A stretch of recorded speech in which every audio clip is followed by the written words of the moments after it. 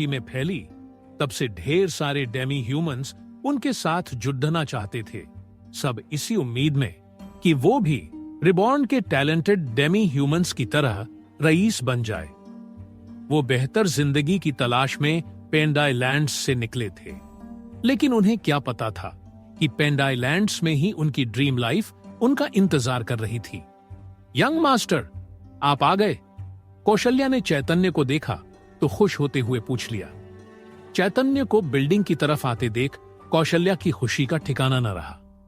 चैतन्य को जानने वाले बाकी स्टाफ के चेहरे भी उसे देखकर खिल उठे थे। तुझे देखकर अच्छा लगा कौशल्या, चैतन्य ने हाथ हिलाकर जवाब दिया। बॉस, उम्मीद है हम जल्दी ही यहां बेसबॉल शुरू करेंगे। मुझे खेलने का बड़ा मन है। आज शाम को एक छोटा सा गेम खेले ना, कांग ने रिक्वेस्ट करते हुए कहा, जो कौशल्या के बगल में बैठा था। कोंग इस वक्त रिबॉर्न कंपनी के लिए नई बिल्डिंग्स डिजाइन करने में बिजी था, इसलिए अक्सर ऑफिस आता जाता रहता था। पहले अपनी गेम सुधार यार, अगली बार शायद तू मुझे हरा पाए, चैतन्य ने कांग को चिढ़ाते हुए जवाब दिया। हॉब मंकी ने निराशा में जीभ छटकाई। यहां की बियर तो टॉप है, लेकिन ठंडी हो तो और मस्त लगे। बॉस, इस शहर में इलेक्ट्रिसिटी कब आएगी? एक कोंग ने अफसोस के साथ कहा। जो कोंग के पास एक डोमिन बैठा था, जो ब्लिंकिंग सिटी में काम करने वाले सारे डोमिनर्स का सुपरवाइजर बन गया था। उसके गालों पर लालिमा की कमी साफ बता रही थी कि बूढ़े डोमिनर को अभी तक उसकी डेली बियर डोज नहीं मिली थी। बॉस, अगली बार चलो चेस खेलते हैं, कोंग ने कहा ना। जब अपने देश वापस जाएंगे तो नदी में स्विमिंग करेंगे। बॉस, हमारे साथ आना। बॉस, मुझे अपने देश के हॉट स्प्रिंग्स की याद आ रही है, कौशल्या याद करके बोली। चैतन्य ने ऑफिस बिल्डिंग में मौजूद सारे रिबॉर्नियनों का अभिवादन किया और बदले में उन्होंने भी रिस्पेक्ट और पॉजिटिव वाइब्स के साथ उसका स्वागत किया। लाइन में खड़े लोकल डेमी ह्यूमंस ने ये सारी बातचीत हैरानी और कंफ्यूजन के साथ देखी। जब उन्होंने पहली बार कोंग को देखा तो वो चंद सेकंड्स में घर की नींव के लिए मेटल रॉड्स को सीधा मोड़ रहा था। जब उन्होंने डोमिन को पहली बार देखा तो वो अपने मुंह से आग उगलकर स्टील को पिघलाकर उसे नया शेप दे रहा था। जब उन्होंने इन डेवलप्ड और टैलेंटेड डेमी ह्यूमंस को पहली बार देखा तो वो ऐसे लगे जैसे किसी को जवाबदेह नहीं। सीधे शब्दों में रिबॉर्न के डेमी ह्यूमंस में गजब की ताकत और स्किल्स थीं, जो बेस्ट ह्यूमंस से भी बेहतर थीं।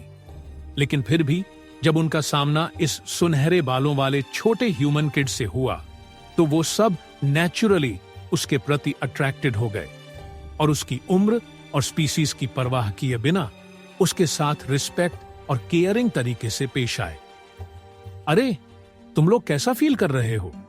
चैतन्य ने लोकल डेमी ह्यूमंस से पूछा। पूरी जिंदगी ह्यूमन सेटलमेंट्स में रहने के बाद इन डेमी ह्यूमंस को किसी ह्यूमन एलएडएचके का उनके पास आकर फ्रेंडली स्माइल के साथ बात करना अजीब लगा। अक्सर पेरेंट्स अपने बच्चों को उनसे छिपा कर रखते थे। ठीक है, ये हमारा बॉस है, इसने हमें वो बनाया जो हम आज हैं, कोंग ने डरपोक डेमी ह्यूमंस से कहा। यह तो बिल्कुल हार्मलेस क्यूटी है, एक फीमेल हॉब मंकी ने कहा और चैतन्य को गले लगाकर उसका सिर अपनी छाती से दबा लिया।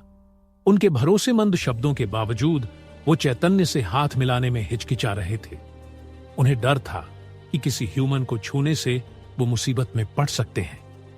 चैतन्य उनकी फीलिंग्स को समझ गया तो उसने आइस तोड़ने के लिए उन्हें एक शॉपिंग स्प्री ले जाने का फैसला किया। चलो मेरे साथ, चैतन्य ने डेमी ह्यूमंस से कहा। कोंग और बाकी रिबॉर्नियंस को उन्हें पुश करना पड़ा, लेकिन आखिरकार वो अपनी मर्जी से उसके पीछे चलने लगे।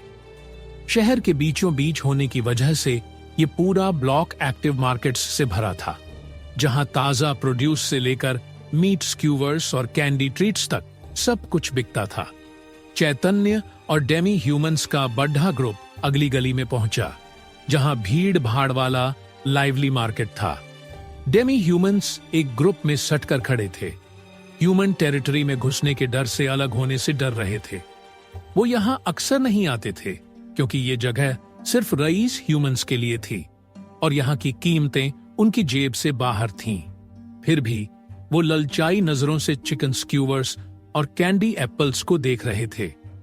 बच्चे भी ड्रूल कर रहे थे जब उन्होंने ह्यूमन बच्चों को अपनी मम्मियों से खरीदे हुए ट्रीट्स खुशी खुशी खाते देखा। चैतन्य स्क्यूअर स्टॉल के मालिक के पास गया और उससे कुछ देर बात की। स्टॉल ओनर हैरान होकर उत्साह से सिर हिलाने लगा। चैतन्य ने एक बड़ी थैली निकाली जो गोल्ड कॉइन्स से भरी थी और उसे ओनर को दे दी। पेमेंट मिलते ही ओनर ने एक्साइटेड होकर अपने स्टॉल के सारे स्क्यूअर्स निकाले और डेमी ह्यूमंस को देने लगा। लेकिन डेमी ह्यूमंस कंफ्यूज्ड थे और डर की वजह से मीट स्क्यूअर्स को लेने से मना करने लगे, सोचकर कि इसके लिए उन्हें ढेर सारा पैसा देना पड़ेगा। चैतन्य उनकी तरफ मुड़ा और बोला, किसका इंतजार कर रहे हो? यहां से जो चाहे ले लो, मैंने सबके लिए पे कर दिया है, अब ये सब सिर्फ तुम्हारे लिए है। डेमी ह्यूमंस ने चैतन्य को हैरानी से देखा। आखिरकार एक मंकी बच्चे ने एक मटन स्क्यूअर लिया और बद्धा सा बाइट लिया। तुरंत मीट का रिच टेस्ट बच्चे को इतना खुश कर गया कि वो खुशी से उछलने लगा। मजेदार है? चैतन्य ने पूछा। हाँ, बहुत मजेदार है, बच्चे ने स्क्यूअर्स से नजरें हटाए बिना जवाब दिया। जो चाहे ले लो। वो कैंडी एप्पल भी चाहिए? जितना चाहो उतना लो, चैतन्य ने मुस्कान के साथ बोला। बच्चे को भरपेट खाते देख बाकी डेमी ह्यूमंस ने स्टॉल से बचे हुए मीट स्क्यूअर्स ले लिए और दिल खोलकर खाने लगे। कोंग और बाकी रिबॉर्नियंस ये सीन देखकर थोड़े इमोशनल हो गए। जो चीजें उनके लिए नॉर्मल थीं, जैसे ढेर सारा खाना और पानी, वो इस दुनिया के ज्यादातर डेमी ह्यूमंस के लिए बस एक सपना थी। इस रेयर मौके का फायदा उठाते हुए डेमी ह्यूमंस के चेहरों पर स्माइल छा गई। बेशक उन्हें नहीं पता था कि अगर वो नेशन ऑफ रिबॉर्न में शामिल हो जाए तो वो इस जन्नत का मजा हर दिन ले सकते हैं। इस रेयर मौके का फायदा उठाते हुए डेमी ह्यूमंस के चेहरों पर स्माइल छा गई। बेशक उन्हें नहीं पता था कि अगर वो नेशन ऑफ रिबॉर्न में शामिल हो जाए तो वो इस जन्नत का मजा हर दिन ले सकते हैं। चैतन्य किसी अनलिमिटेड मनी बैग की तरह था। वो गोल्ड कॉइन्स से भरी थैलियां निकालता रहा और मार्केट में मौजूद हर चीज खरीदता गया। स्टॉल वालों ने फटाफट हामी भर दी कि वो और ज्यादा खाना सर्व करते रहेंगे। आखिर चैतन्य ने जो पैसे दिए थे वो उनके पूरे स्टॉक की कीमत से कहीं ज्यादा थे। तो स्टॉल ओनर्स कोयले की ग्रिल पर स्क्यूअर्स सेंकते रहे और पका हुआ मीट जरूरतमंदों को खुशी खुशी बांटते रहे। बेशक उन्होंने इस फेस्ट को सिर्फ डेमी ह्यूमंस तक लिमिटेड नहीं रखा। उन्होंने ब्लिंकिंग सिटी के सारे सिटीजन्स को इस फूड फिएस्टा में इनवाइट किया और स्टॉल पर मौजूद हर चीज फ्री में दी। देखते देखते ये एक बड़ी पार्टी बन गई, क्योंकि लोगों को पता चल गया कि जो चाहे खाना ले सकता है, वो भी फ्री में। आधे घंटे बाद पूरा मार्केट ह्यूमंस और डेमी ह्यूमंस से खचाखच भर गया, जो इस शानदार फूड बुफे का मजा ले रहे थे। इतने सारे लोग आ रहे थे कि स्टॉल पर मीट खत्म हो गया। इस प्रॉब्लम को फिक्स करने के लिए चैतन्य ने कौशल्या को और सामान लाने का ऑर्डर दिया ताकि ज्यादा लोगों को खाना मिल सके।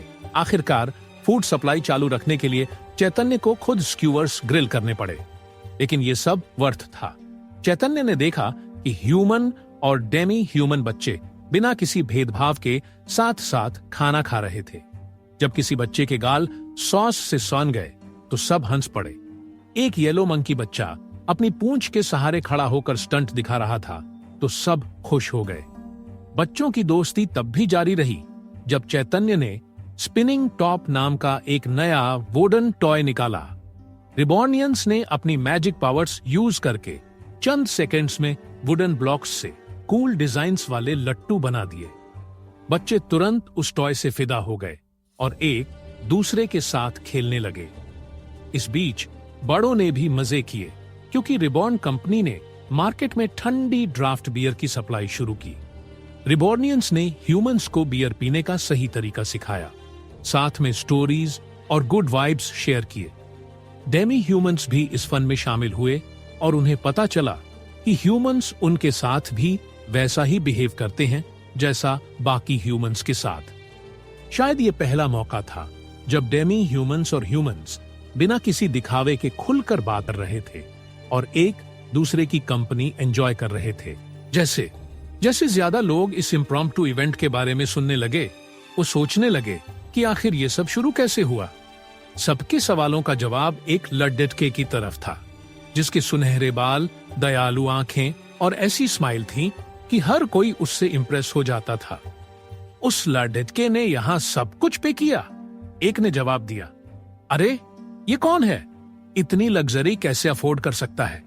बाकी के लोग आपस में बात करने लगे, उसके पास कितना पैसा है ये मायने नहीं रखता, मायने रखता है कि वो फ्री में खाना बांट रहा है। कुछ लोग बातें करने लगे।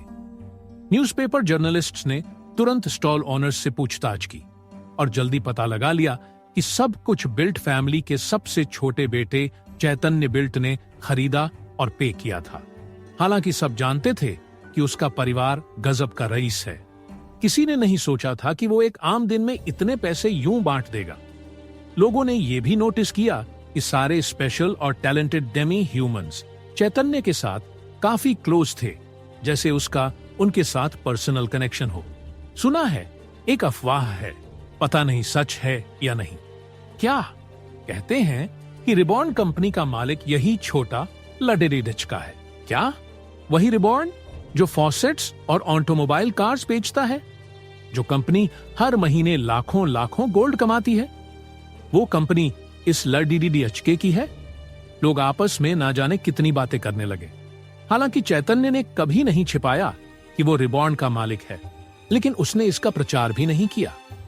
जब वो रिबॉर्न ऑफिस विजिट करता था, ज्यादातर लोग सोचते थे कि वो बस एक और रईस कस्टमर है जो रिबॉर्न से ढेर सारा सामान खरीदना चाहता है। कोई लाख कोशिशों में भी नहीं सोच सकता था कि इस सारी ऑपरेशन को शुरू करने वाला और सारे प्रोडक्ट्स की आइडिया देने वाला वही 11 साल का बच्चा है। लेकिन ये तो समझ नहीं आता, वो बिल्ट है ना, फिर उसने अपनी फैमिली की कंपनी से अपने प्रोडक्ट्स क्यों नहीं बेचे? एक ने हैरान होकर पूछा। ब्लिंकिंग सिटी में ये कॉमन नॉलेज था कि रिबॉर्न कंपनी ने इस एरिया में बिल्ट बिजनेस को पछाड़ दिया था। उन्होंने ब्लिंकिंग सिटी के हर बिजनेस पर कब्जा कर लिया, जिससे बिल्ट कंपनी को इस ब्लिंकिंग सिटी से आंशिक रूप से हटना पड़ा। लोगों को समझ नहीं आता था कि चैतन्य अपनी फैमिली के बिजनेस के खिलाफ क्यों कंपटीशन कर रहा है। तुम्हें नहीं पता, लेजेंडरी वाइज युग बिल्ट ने ऐलान किया था कि उनकी पूरी दौलत और कंपनी का नाम उनके चुने हुए वारिस को मिलेगा। दो लोग आपस में बात करते हुए बोले, कहते हैं कि बिल्ट नाम वाला कोई भी उनकी सारी रईसी इनहेरिट कर सकता है, बशर्ते वो खुद को इसके लायक साबित करे। ये सिर्फ सीनियरिटी से तय नहीं होता। दूसरे ने तुरंत जवाब दिया, शायद चैतन्य बिल्ट ये साबित करने की कोशिश कर रहा है कि वो अपनी कंपनी को जीरो से बनाकर अपने दादाजी की दौलत का हकदार है। पहले वाला बोला। जैसे ही ये अफवाह फैली और लोग इसे मानने लगे। हालांकि वो सच के करीब थे, लेकिन बिल्कुल सही नहीं। चैतन्य ने रिबॉर्न कंपनी सिर्फ इसीलिए बनाई क्योंकि वो चाहता था, न कि इसलिए कि वो इनहेरिटेंस के लिए लड़ना चाहता था, जैसा लोग कह रहे थे। अगर ये सच है तो मुझे लगता है वो वारिस बन सकता है। देखो उसने रिबॉर्न कंपनी के साथ क्या कमाल किया। बस कुछ सालों में उसने एक ऐसी कंपनी बनाई जो पूरे ब्लिंकिंग सिटी में फैल गई। अगर उसे और टाइम मिले तो वो अपने इनोवेटिव प्रोडक्ट से पूरे देश को इंप्रेस कर सकता है।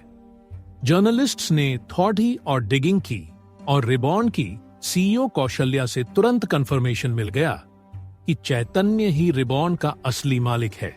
जब कुछ जर्नलिस्ट्स ने चैतन्य से पूछा कि क्या ये सच है, तो उसका जवाब बिंदास था, हाँ, रिबॉर्न मेरा है, मैं ही हूं इस कंपनी का मालिक। और उसने कंधे उचकाकर अपनी आइडेंटिटी कंफर्म की। चैतन्य की बात सुनते ही जर्नलिस्ट्स लगभग बेहोश होने वाली हालत में आ गए, जिन्हें खुद चैतन्य ने संभाला, क्योंकि ये यकीन न करना संभव था। फिर क्या था? चैतन्य के पास जर्नलिस्ट्स का ऐसा हुजूम उमड़ा कि हर कोई चैतन्य से बात करने को बेकरार था। अगले दिन ब्लिंकिंग सिटी के हर न्यूज़पेपर की हेडलाइंस थीं, बिल्ट फैमिली का टैलेंटेड बेटा रिबॉर्न कंपनी का मालिक है। एक कोमोस डेस्परेशन में वो घुटनों पर बैठकर गिड़गिड़ाने लगे। लेकिन उनकी मिन्नतों के बावजूद गार्ड अपनी बात पर अड़ा रहा। भले ही वो उनकी मदद करना चाहता हो, उसे अपनी जॉब की भी फिक्र थी। बिना प्रॉपर आइडेंटिफिकेशन के उन्हें जाने देना क्राइम होता। यहां क्या हो रहा है? तभी एक औरत की आवाज सुनाई दी। ये आवाज एक जवान लड़की की थी, जो शायद 10 साल की रही होगी। वो अपनी सजी धजी गाड़ी से धीरे धीरे उतरी और गिद्दगिद्दाते कोमोस के पास पहुंची। सबकी नजरें उस पर टिक गईं और सब उस लड़की को देखने लगे। उसके लंबे लहराते काले बाल, गोल काली आंखें और लाल सिकुद्धे हुए होंठ थे, जो डेमी ह्यूमंस के लिए चिंता जाहिर कर रहे थे। वो ग्रेस और कॉन्फिडेंस के साथ उनकी तरफ बढ़ी। अगर उसके सिर पर कोई किताब होती तो वो इस पत्थरीली जमीन पर चलते हुए भी नहीं गिरती, एकदम स्टेडी। अगर उसकी ये पर्सनैलिटी उसकी बैकग्राउंड का पता लगाने के लिए काफी नहीं थी, तो उसकी पर्सनल प्रॉपर्टी पक्का ये काम कर देती। उसकी dress super expensive red silk और फाइन लिनन से बनी थी, जिसके किनारों पर जूल्स जर्डेडेचे थे। उसकी गाड़ी भी ऐसी थी जो कोमोस ने सिर्फ रॉयल फैमिली के लोग यूज करते देखी थी। इतना ही नहीं, उसके पीछे गाधियों का एक पूरा फ्लीट था, जो जाहिर तौर पर उसे जहां जाना हो वहां ले जाने के लिए था।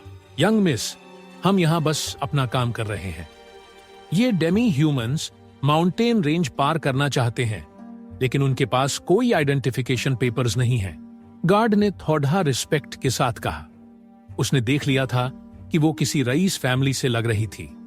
लडजकी ने कोमोस की तरफ देखा और हैरानी के साथ पूछा, क्या ये सच है? सभी कोमोस उस लड़की की नजरों से बचने लगे। गरीब मजदूर होने के नाते शायद ये पहली बार था जब वो किसी ऐसे शख्स के इतने करीब थे जो एलियट फैमिली से लगता था। हाँ, ये सच है, उन्होंने कहा। हम खानाबदोश हैं, हमारे पास रहने का कोई घर नहीं, हमारे पास अपनी आइडेंटिटी दिखाने के कोई पेपर्स नहीं है, लेकिन हम बस पेंड आइलैंड्स जाना चाहते हैं, अपनी होमलैंड वापस लौटना चाहते हैं। लाडी डीएचकी ने गहरी सांस ली। उसे इस देश की आइडेंटिफिकेशन पॉलिसी से हमेशा चिढ़ थी। ये हमेशा उन डेमी ह्यूमंस के साथ भेदभाव करती थी जिन्हें सोसाइटी में एक्सेप्ट नहीं किया जाता था। वो जमीन पर घुटनों के बल बैठ गई, फिर कोमोस के सामने खड़ी हो गई, बिना इसकी परवाह किए कि उसकी ड्रेस धूल मिट्टी से गंदी हो जाएगी। कोमोस फैमिली उसे देखकर दंग रह गया। उसने खुद को उनके लेवल तक ला लिया था। उसे ऐसा करने की जरूरत नहीं थी। साफ था कि वो किसी रईस और हाई क्लास फैमिली से थी, फिर भी वो घमंडी या एलियट नहीं थी। वो कोमोस की आंखों में देख रही थी, उनके करीब आने से बिल्कुल नहीं डर रही थी। क्या तुम मेरे साथ चलना चाहो? एक दूसरे को थोड़े कंफ्यूज्ड और डरे हुए देखने लगे। चिंता मत करो, तुम अकेले नहीं रहोगे, यंग गर्ल ने अपनी पीछे की गाड़ियों की तरफ इशारा करते हुए कहा। गाड़ियों के दरवाजे खुले और हर तरह के डेमी ह्यूमंस दुनिया के सामने बड़े गर्व से खुद को दिखाते हुए बाहर निकले। हैरानी की बात थी कि लडजकी के साथ कई तरह के डेमी ह्यूमंस थे, जो महंगे ट्यूनिक्स और शर्ट्स पहने हुए थे। उनके चेहरों पर कॉन्फिडेंट स्माइल थी, जैसे उन्होंने कोवान सिटी में डेमी ह्यूमंस को होने वाली मुश्किलों को कभी फेस ही नहीं किया हो। ये मेरे एस्कॉर्ट्स हैं, लेडी डीएचकी ने कहा। जैसा तुम देख सकते हो, मैं डेमी ह्यूमंस के साथ डिस्क्रिमिनेशन नहीं करती, मैं उनकी वकालत करती हूं। कोमोस दूसरी डेमी ह्यूमन स्पीसीकैसेसिस को अपनी गाड़ियों में सवार देखकर हैरान रह गए। वो डिग्निफाइड और प्राउड लग रहे थे, बिल्कुल उनके उलट, जिन्होंने अपनी स्पीसीज का गर्व खो दिया था। लेकिन कोमोस ने डरते डरते गार्ड्स की तरफ देखते हुए कहा, यंग मिस, भले ही आप इन डेमी ह्यूमंस को अपने साथ ले जाएं, वो ब्लिंकिंग सिटी में क्रॉस नहीं कर सकते। उनके पास आइडेंटिफिकेशन पेपर्स नहीं है, गार्ड ने कहा। तभी एक दूसरा गार्ड अचानक लडजकी की गाड़ी पर बने एम्बलम को नोटिस कर लिया। उसमें रात के आसमान में तारों का एक कॉन्स्टलेशन बना था। ये तो मॉनरी फैमिली का इंसिग्निया है, उसने चिल्लाकर कहा। उसके काले बाल, डिग्निफाइड लुक्स और डेमी ह्यूमन एस्कॉर्ट्स। ये लडजकी पक्का यूनासी है, मॉनरी फैमिली की सबसे छोटी बेटी। ये सुनते ही पहला गार्ड अपनी गलती समझ गया और फटाफट अपना एटीट्यूड चेंज कर लिया। वो सावधान खड़ा हो गया। अब ढीला ढाला नहीं दिख रहा था। मुझे माफ करे, मुझे नहीं पता था मैं क्या बोल रहा था। आप जैसा चाहें आगे भी रह सकती हैं। मॉनरी फैमिली पूरे देश में अपने डिप्लोमेटिक कनेक्शंस के लिए फेमस थी। वो लोग हर सिटी में कॉन्फ्लिक्ट्स को मीडिएट करने और डिबेट्स को न्यूट्रल थर्ड पार्टी बनकर सुलझाने के लिए रिस्पॉन्सिबल थे। उनके जॉब की नेचर की वजह से मॉनरी फैमिली को डिप्लोमेटिक इम्यूनिटी मिली थी। आखिर दो टेरिटरीज के बीच कॉन्फ्लिक्ट सुलझाने के लिए उन्हें बिना किसी रुकावट के उन जगहों पर जाना पड़ता था, वरना वो अपना काम नहीं कर पाते। इस डिप्लोमेटिक इम्यूनिटी का फायदा ये था कि यूनासी के लिए आइडेंटिफिकेशन पेपर्स जैसी चीजें कोई प्रॉब्लम नहीं थीं। चूंकि कोमोडोस अब यूनासी के एस्कॉर्ट्स का हिस्सा थे, वो अब उसका एक्सटेंशन थे। अगर गार्ड उन्हें एंट्री डिनाई करते तो वो यूनासी की एंट्री डिनाई करने के बराबर होता। ऐसा करना गार्ड के लिए देशद्रोह जितना बड़ा क्राइम होता। तो वो जल्दी से हट गए, डरते हुए कि कहीं और मुसीबत में न पड़ जाए। देखा, कोई प्रॉब्लम नहीं, तुम हमारे साथ माउंटेन्स क्रॉस कर सकते हो, यूनासी ने स्माइल के साथ कहा। कोमोस हैरान रह गए। उन्होंने कभी नहीं देखा था कि कोई गार्ड सिर्फ किसी का सरनेम सुनकर ऐसा रिएक्ट करे। उन्होंने यूनासी का शुक्रिया अदा किया, आंखों में आंसू लिए। क्योंकि वो यूनासी के साथ थे, उन्हें वहां तक पैदल नहीं जाना पड़ा। इससे माउंटेन रेंज के खतरे काफी कम हो गए, खासकर क्योंकि यूनासी के साथ ढेर सारी हेल्प थी। ट्रिप के दौरान उन्होंने स्टोरीज शेयर की। यूनासी के साथ काम करने वाले डेमी ह्यूमंस ने बताया कि कैसे यूनासी ने उनकी जिंदगी बदली और उन्हें एक घर दिया। यूनासी ने भी कोमोस की स्टोरी सुनी और उनके लिए बुरा फील किया। उसने उन्हें अपने यहां रखने और अच्छी सैलरी देने का ऑफर दिया, लेकिन कोमोस ने मना कर दिया। वो अब कोवान सिटी में नहीं रहना चाहते थे। हम अपनी होमलैंड से दोबारा कनेक्ट करना चाहते हैं और उम्मीद करते हैं कि हमें हमारा गर्व, हमारे पुरखों की ताकत का सोर्स मिल जाएगा। इसलिए हम पेंडाई लैंड्स वापस जाना चाहते हैं। कोमोस धीमी आवाज में बोले, मिस यूनासी, आप यहां क्या कर रही हैं? ब्लिंकिंग सिटी क्यों जा रही हैं? यूनासी ने अपने काले बाल कानों के पीछे किए।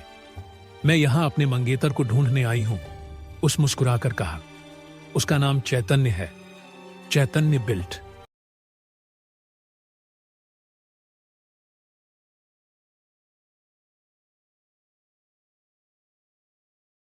चैतन्य के पास जर्नलिस्ट्स का ऐसा हुजूम उमड़ा कि हर कोई चैतन्य से बात करने को बेकरार था। अगले दिन ब्लिंकिंग सिटी के हर न्यूज़पेपर की हेडलाइंस थीं। एक 10 साल का बच्चा बिल्ट फैमिली का टैलेंटेड बेटा और रिबॉर्न कंपनी का असली मालिक है। अगली सुबह जब ब्लिंकिंग सिटी के लोग जागे तो उन्होंने न्यूज़पेपर में एक ऐसा रहस्य खुलते देखा जो पिछले 5 साल से उनके दिमाग में घूम रहा था। रिबॉर्न का मालिक कौन है? ये सवाल हर किसी के मन में आता था।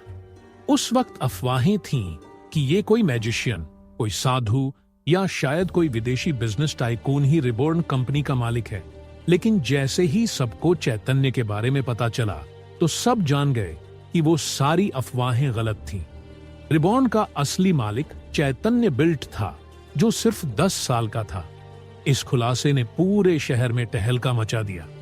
हर कोई हैरान था कि एक बच्चा जिसने उन्हें ये कमाल की कारें और फॉसेट्स दिए, वो सब चैतन्य रिबॉर्न का ब्रेन था। रिबॉर्न के प्रोडक्ट्स इतने स्मार्ट और अपने टाइम से इतने आगे थे कि किसी को यकीन नहीं हो रहा था कि एक 11 साल का लड़का ये सब बना सकता है। लेकिन न्यूज़पेपर्स में छपे प्रूफ्स ने पूरी स्टोरी क्लियर कर दी। रिबॉर्न कंपनी कैसे शुरू हुई और कैसे आज इतनी बड़ी बन गई, हर चीज का प्रूफ सबके सामने था। जिसके बाद सबको मानना पड़ा कि चैतन्य ही रिबॉर्न नेशन का मालिक है। सब कुछ तब शुरू हुआ जब चैतन्य ने साबुन इन्वेंट किया और फिर वो एक ऐसी कंपनी में बदला जो हर महीने लाखों करोड़ों गोल्ड कॉइन्स कमा रही थी। लोग चैतन्य की जीनियस माइंड और इतने तेजी से ग्रो करने वाले बिजनेस को बनाने की उसकी इनसाइट से इम्प्रेस्ड थे। लेकिन कई लोग ये जानकर दंग रह गए कि चैतन्य न सिर्फ स्मार्ट था बल्कि मैजिक में भी गजब का टैलेंटेड था। ऑफिशियल सोर्सेज के मुताबिक मैजिक टावर ने एक बार चैतन्य को टावर मास्टर का पर्सनल स्टूडेंट बनने का ऑफर दिया था। यह ऑफर सिर्फ उन्हें मिलता था जिनमें 7 स्टार मैजिशियन या उससे ऊपर बनने का टैलेंट होता था। बिल्ट फैमिली ने सचमुच एक यूनिक जीनियस को जन्म दिया है। ये कमाल है कि उसमें जीनियस मैजिशियन और टॉप बिजनेसमैन दोनों बनने का टैलेंट है। कुछ तो हमारे लिए भी छोड़ दे बच्चे। और सुना है वो लड्डट का पेंडाई लैंड्स को भी रईस एरिया बना चुका है। ये सारी न्यूज़पेपर में छपी हुई थी। न्यूज़पेपर्स में यह भी बताया गया कि चैतन्य ने पेंडाई लैंड्स में अपनी एक नेशन बनाई थी जिसका नाम था नेशन ऑफ रिबॉर्न। यहीं से काव, एनी और डोमिन जैसे सारे टैलेंटेड डेमी ह्यूमंस आए थे और यहीं उन्होंने आज बिकने वाली कारें बनाई थी। इसने ढेर सारे जिज्ञासु लोगों को पेंडाई लैंड्स की ट्रिप प्लान करने के लिए प्रेरित किया ताकि वो सच का पता लगा सके। आखिर वहां की स्टोरीज सुनने में कमाल थी। खाने और पानी की भरमार, इलेक्ट्रिक बल्ब्स की मौजूदगी और सिर्फ बेसबॉल गेम के लिए बना एक स्टेडियम भी था जो हर किसी को अपनी ओर खींच रहा था। उनके लिए गुड न्यूज ये थी कि एक सुपर कन्वीनियंट रिबॉर्न बस थी जो उन्हें एक हफ्ते से भी कम वक्त में सीधे नेशन ऑफ रिबॉर्न तक पहुंचा देती थी। वापस लौटने पर लोगों ने नेशन ऑफ रिबॉर्न की तारीफों के पुल बांधे। कई लोगों ने वहां को जन्नत जैसा बताया जहां रात में स्टार्स जमीन पर उतर आते थे जो नेशन को लाइट से चमकाने के लिए ही बनाए गए थे। बेशक वो इलेक्ट्रिसिटी की बात कर रहे थे लेकिन ज्यादातर लोगों को अभी इसका मतलब नहीं पता था। वो नहीं जानते थे कि ये वो बिजली है जिसके चैतन्य अपनी पिछली जिंदगी में रह भी नहीं सकता था। और शायद सबसे ज्यादा जिस चीज का जिक्र हुआ वो थे नेशन ऑफ रिबॉर्न में रहने वाले डेमी ह्यूमंस। वो सब अपने अपने तरीके से टैलेंटेड और गिफ्टेड थे। अपनी स्पेशल स्किल्स से नेशन को किसी न किसी तरह कंट्रीब्यूट कर रहे थे। लोगों को लगता था कि सिटी में मौजूद रिबॉर्नियंस कोई स्पेशल ग्रुप हैं, 1 in a million टाइप के जीनियस। लेकिन सच ये था कि वो पेंडाई लैंड्स में रहने वाले बाकी 5000 सिटीजन से ज्यादा अलग नहीं थे। ये सुनकर लोकल डेमी ह्यूमंस ने नेशन ऑफ रिबॉर्न ज्वाइन करने में और हिचकिचाहट नहीं दिखाई। ज्वाइन करते ही उन्हें रिबॉर्नियन बनने के फायदे मिलने लगे। चैतन्य ने उन्हें इवॉल्व करने और नई स्किल्स देने का मौका दिया जिसके लिए उसने खुशी खुशी वक्त निकाला। इवोल्यूशन के बाद उन्हें अपनी इनबॉर्न टैलेंट्स मिलने से ढेर सारा कॉन्फिडेंस और सेल्फ एस्टीम मिला। वो पहले से कहीं बेहतर काम करने लगे। उनकी सोच तेज हो गई और वो ऐसी यूनिक स्किल्स यूज करने लगे जो पहले किसी ने नहीं देखी थी। इसने ब्लिंकिंग सिटी में बड़ा बदलाव ला दिया। ह्यूमंस ने डेमी ह्यूमंस को बराबर की स्पीसीज के तौर पर एक्सेप्ट करना शुरू कर दिया। रिबॉर्न कंपनी ने इसमें बड़ा रोल निभाया। डेमी ह्यूमंस को ह्यूमंस की तरह बिना डिस्क्रिमिनेशन ट्रीट करने की वकालत की। उन्होंने ढेर सारे प्रोग्राम्स शुरू किए जिनमें ह्यूमंस और डेमी ह्यूमंस को एक दूसरे के साथ इंटरैक्ट करने का मौका मिला ताकि उनके बीच की कोई भी प्रेजुडिस खत्म हो सके। फेस्टिवल्स, गैदरिंग्स और फ्रेंडली कॉम्पिटिशन्स हुए जिनमें ह्यूमंस और डेमी ह्यूमंस को मिलाया गया। कंपनी की पॉजिटिव रेप्यूटेशन, खासकर मार्केट में हुए फेस्टिवल्स की वजह से, लोगों ने डेमी ह्यूमंस के बारे में अपनी सारी बायस और नेगेटिव धारणाएं ढो डाली। इससे दोनों स्पीसीज के बीच पहले से कहीं ज्यादा हार्मनी बन गई। ब्लिंकिंग सिटी के ह्यूमंस डेमी ह्यूमंस के लिए इतने ओपन माइंडेड हो गए कि चैतन्य ने सोचा कि अब उसके प्लान के नेक्स्ट फेज का टाइम आ गया है। उसने डोमिन किंगडम से कोवान सिटी तक पासेस अलाउ करने का फैसला किया। उसने और डोमिन किंग ने इस बारे में काफी वक्त पहले बात की थी। दोनों ने तय किया कि लोगों को डोमिन किंगडम से होकर कोवान सिटी और ब्लिंकिंग सिटी के बीच की रफ माउंटेन रेंज को बाईपास करने की परमिशन दी जाए। अब लोगों को कोवान सिटी पहुंचने के लिए खतरनाक माउंटेन रेंज से नहीं गुजरना पड़ेगा। ये ठीक वैसा ही होगा जैसा चैतन्य की पुरानी दुनिया में हाईवे टोल होता था। लोग ब्लिंकिंग सिटी और कोवान सिटी को जोड़ने वाली इस रोड में एंट्री के लिए एक फीस देंगे, लेकिन इस हाईवे में एंट्री के लिए रिबॉर्न ऑटोमोबाइल यूज करना जरूरी होगा। प्रॉफिट को दोनों रीजन के बीच बराबर बांटा जाएगा, क्योंकि रोड डोमिन किंगडम की टेरिटरी से होकर गुजरेगी, जबकि चैतन्य ने रोड के मेंटेनेंस और कंस्ट्रक्शन का सारा खर्चा खुद उठाया था। चैतन्य वहां एक रेलवे सिस्टम बनाना चाहता था, लेकिन इसके लिए उसे पहले कोवान सिटी के दूसरी साइड के टेरिटरीज का सपोर्ट चाहिए था। फ्यूचर में उसके पास ब्लिंकिंग सिटी से लेकर nation of reborn, domain kingdom और फिर कोवान सिटी तक हर एरिया को जोड़ देने वाला रेलवे सिस्टम होगा। लेकिन अभी के लिए एक फ्लैट कंक्रीट रोड काफी थी। ये हाईवे सिस्टम न सिर्फ आम लोगों के लिए बल्कि बिजनेसेस के लिए भी तेज और सेफ ट्रैवल का रास्ता देगा। वो हैवी प्रोडक्ट्स को देश के दूसरे छोर तक आसानी से पहुंचा सकेंगे। सबसे बड़ी बात, चैतन्य आखिरकार रिबॉर्न कंपनी को देश के बाकी हिस्सों में फैला सकेगा।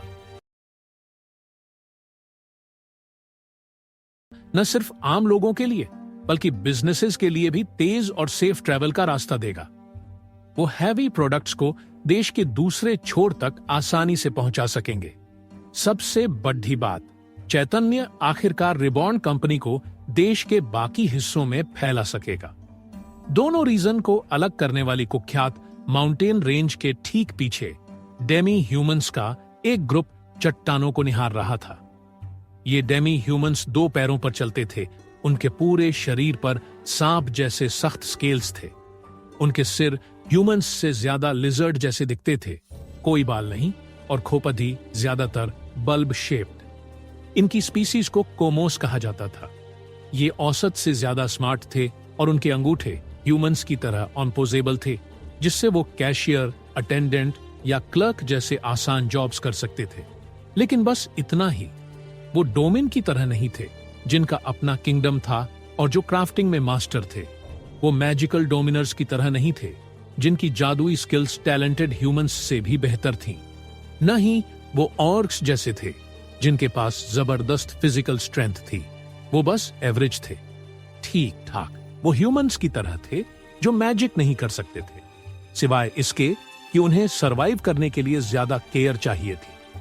इसका मतलब था कि उन्हें बाकियों से ज्यादा खाना और पानी खरीदना पड़ता था, जो मुश्किल था क्योंकि उनके जॉब्स में इतनी सैलरी मिलती थी जो उनके बेसिक खर्चों से थोड़ी कम थी। कोवान सिटी के बड़े रईस एरियाज में सैलरी ज्यादा थी, लेकिन वहां कंपटीशन कर रहा था। साथ ही खाने पीने का खर्च भी आसमान छूता था।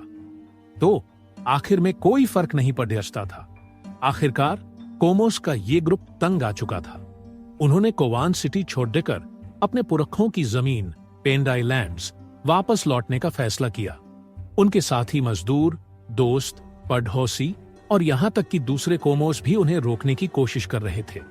आखिर उस बंजर जमीन पर वो भूख और प्यास से मर सकते थे, खासकर जब उनकी स्किन को ढेर सारी नमी चाहिए थी। बेशक इन इलाकों में नेशन ऑफ रिबॉर्न की खबर अभी नहीं पहुंची थी, लेकिन बिना ये जाने कोमोस का ये फैमिली रिस्क लेना चाहता था। भले ही वो सोचते थे कि पेंडाई लैंड्स में खाना पानी की कोई भरमार नहीं है, फिर भी वो अपनी रूट्स और गौरव ढूंढने के लिए अपनी होमलैंड वापस जाना चाहते थे। आखिर उनके पुरखे कभी डेमी ह्यूमंस की गौरवशाली स्पीसीज थे, जो दुनिया की सबसे ताकतवर ड्रैकोनियन रेस से युद्ध होने के लिए फेमस थे। पुराने वक्त में कोमोस स्पीसीज ड्रैकोनियन रेस का हिस्सा थी। वो ड्रैगन्स थे, लेकिन हजारों साल दूसरी ड्रैगन प्रजातियों से अलग रहने के बाद कोमोस अपनी ओरिजिनल रूट्स से काफी दूर भटक गए थे। उन्होंने अपनी ताकत खो दी थी, उनकी मैजिकल स्किल्स खत्म हो गई थी, उनकी फिजिकल स्ट्रेंथ चली गई थी और उनके स्केल्स इतने कमजोर हो गए थे कि वो गर्मी में झुलस जाते थे। ये सोचना मुश्किल था कि वो उस ड्रैकोनियन रेस का हिस्सा थे जिनके स्केल्स दुनिया का सबसे सख्त मटेरियल थे। लेकिन वो थे, कम से कम उनके पुरखे तो थे। कोमोस का ये यंग फैमिली अपनी प्रजाति की पुरानी ग्लोरी वापस लाना चाहता था। शायद ये कोशिश बेकार हो, लेकिन वो और मीडियोकर लाइफ नहीं जी सकते थे। तो वो दिन रात पैदल चलते रहे, जब तक कि वो माउंटेन रेंज तक नहीं पहुंच गए। माउंटेन की सड़कें और स्लिपरी चट्टानें पहले ही बता रही थीं कि ये ट्रैक टफ होगा, लेकिन वो रिस्क लेने को तैयार थे। लेकिन जैसे ही वो माउंटेन पर चढ़ने वाले थे, कुछ ह्यूमंस ने जो फुल स्टील आर्मर में थे उन्हें रोक लिया। एक्सक्यूज मी दोस्तों, आप लोग कहां जा रहे हो? गार्ड ने पूछा। एक कोमोस, एक टीनेज मेल आगे बढ़ा और गार्ड्स से बात की। हम माउंटेन चरचकर अपनी होमलैंड वापस जाना चाहते हैं, कोमोस ने जवाब दिया। गार्ड्स ने कोमोस के ग्रुप को देखा। कुल मिलाकर वो 8 लोग थे। आपके पेपर्स कहां हैं? गार्ड ने पूछा। कोमोस ने एक दूसरे को कंफ्यूज्ड नजरों से देखा। समझ नहीं आया कि गार्ड किस बारे में बात कर रहा था। अगर आप ब्लिंकिंग सिटी में जाना चाहते हैं तो हमें आपके आइडेंटिफिकेशन पेपर्स देखने होंगे, गार्ड ने फिर कहा। कोमोस रईस नहीं थे। कोवान सिटी में वो बमुश्किल गुजारा कर पाए थे। कभी कभी सरवाइव करने के लिए कचरे में खाना ढूंढते थे। अगर उन्हें चिकन की हड्डियां या बासी ब्रेड मिल जाए तो वो खुद को लकी मानते थे। आइडेंटिफिकेशन पेपर्स सिर्फ उन्हें मिलते थे जो किसी टेरिटरी के परमानेंट रेजिडेंट्स थे, यानी जिनके पास अपना घर था, पैसा था। कोमोस तो बेसिकली होमलेस थे, यानी उनके पास कोई आइडेंटिफिकेशन पेपर्स नहीं थे। न उनके पेरेंट्स के पास थे, न उनके पेरेंट्स के पेरेंट्स के पास। हमारे पास कोई पेपर्स नहीं है, मेल कोमोस ने पॉलिटली जवाब दिया, उम्मीद में कि गार्ड उन्हें जाने देगा। गार्ड ने होंठ सिकोड़ दिए। साफ था कि उसे कोमोस पर तरस आ रहा था, लेकिन वो कुछ कर नहीं सकता था। पॉलिसी थी कि बिना प्रॉपर आइडेंटिफिकेशन के ब्लिंकिंग सिटी में एंट्री नहीं दी जा सकती। सॉरी, लेकिन बिना आइडेंटिफिकेशन के मैं आपको पास नहीं होने दे सकता, और अगर आप मेरी वार्निंग के बावजूद अंदर जाने की कोशिश करेंगे तो मुझे फोर्स यूज करनी पड़ेगी। गार्ड ने यह जवाब भी नरमी के साथ दिया। कोमोस के चेहरे निराशा और मायूसी से भर गए। उन्होंने अपनी सारी दौलत यहां तक पहुंचने में खर्च कर दी थी। अगर वो वापस लौटे तो उनकी हालत पहले से भी बदतर हो जाएगी। उनके पास खाना पानी तक नहीं बचेगा। प्लीज सर, क्या आप हमारे लिए एक बार एक्सेप्शन नहीं बना सकते? कोमोस रिक्वेस्ट करते हुए बोला। क्या हम कुछ कर सकते हैं? हम डेस्परेट हैं। ये हमारा आखिरी चांस है। एक कोमोस डिस्परेशन में वो घुटनों पर बैठकर गिद्ध गिद्धाने लगे, लेकिन उनकी मिन्नतों के बावजूद गार्ड अपनी बात पर अड़ा रहा। भले ही वो उनकी मदद करना चाहता हो, उसे अपनी जॉब की भी फिक्र थी। बिना प्रॉपर आइडेंटिफिकेशन के उन्हें जाने देना क्राइम होता। यहां क्या हो रहा है? तभी एक औरत की आवाज सुनाई दी। मिस यूनासी, आप यहां क्या कर रही हैं? ब्लिंकिंग सिटी क्यों जा रही हैं? यूनासी ने अपने काले बाल कानों के पीछे किए। मैं यहां अपने मंगेतर को ढूंढने आई हूं, उस मुस्कुराकर कहा। उसका नाम चैतन्य है, चैतन्य बिल्ट टाइशन। वो क्यूट मगर थोड़ा सन की शख्स, अपना ज्यादातर वक्त कौशल्या के इलाके की देखभाल में बिताता था। वो इस जगह को अपने मालिक का साम्राज्य कहता था।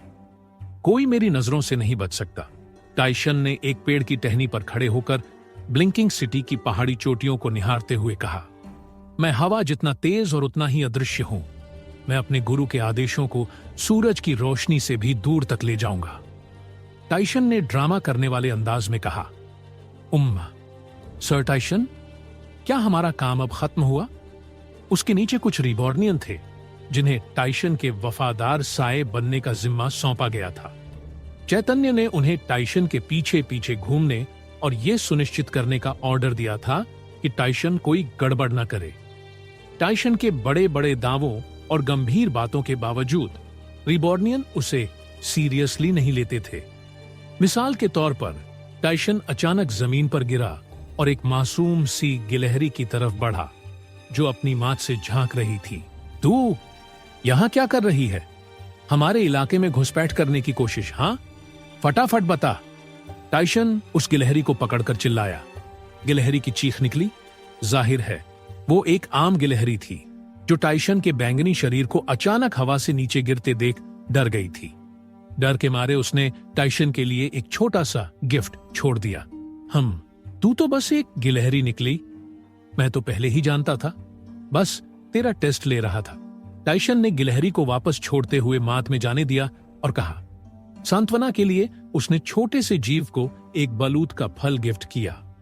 हालांकि टाइशन थोड़ा अजीब और सनकी था, फिर भी रिबॉर्नियन अपने बॉस से बहुत प्यार करते थे।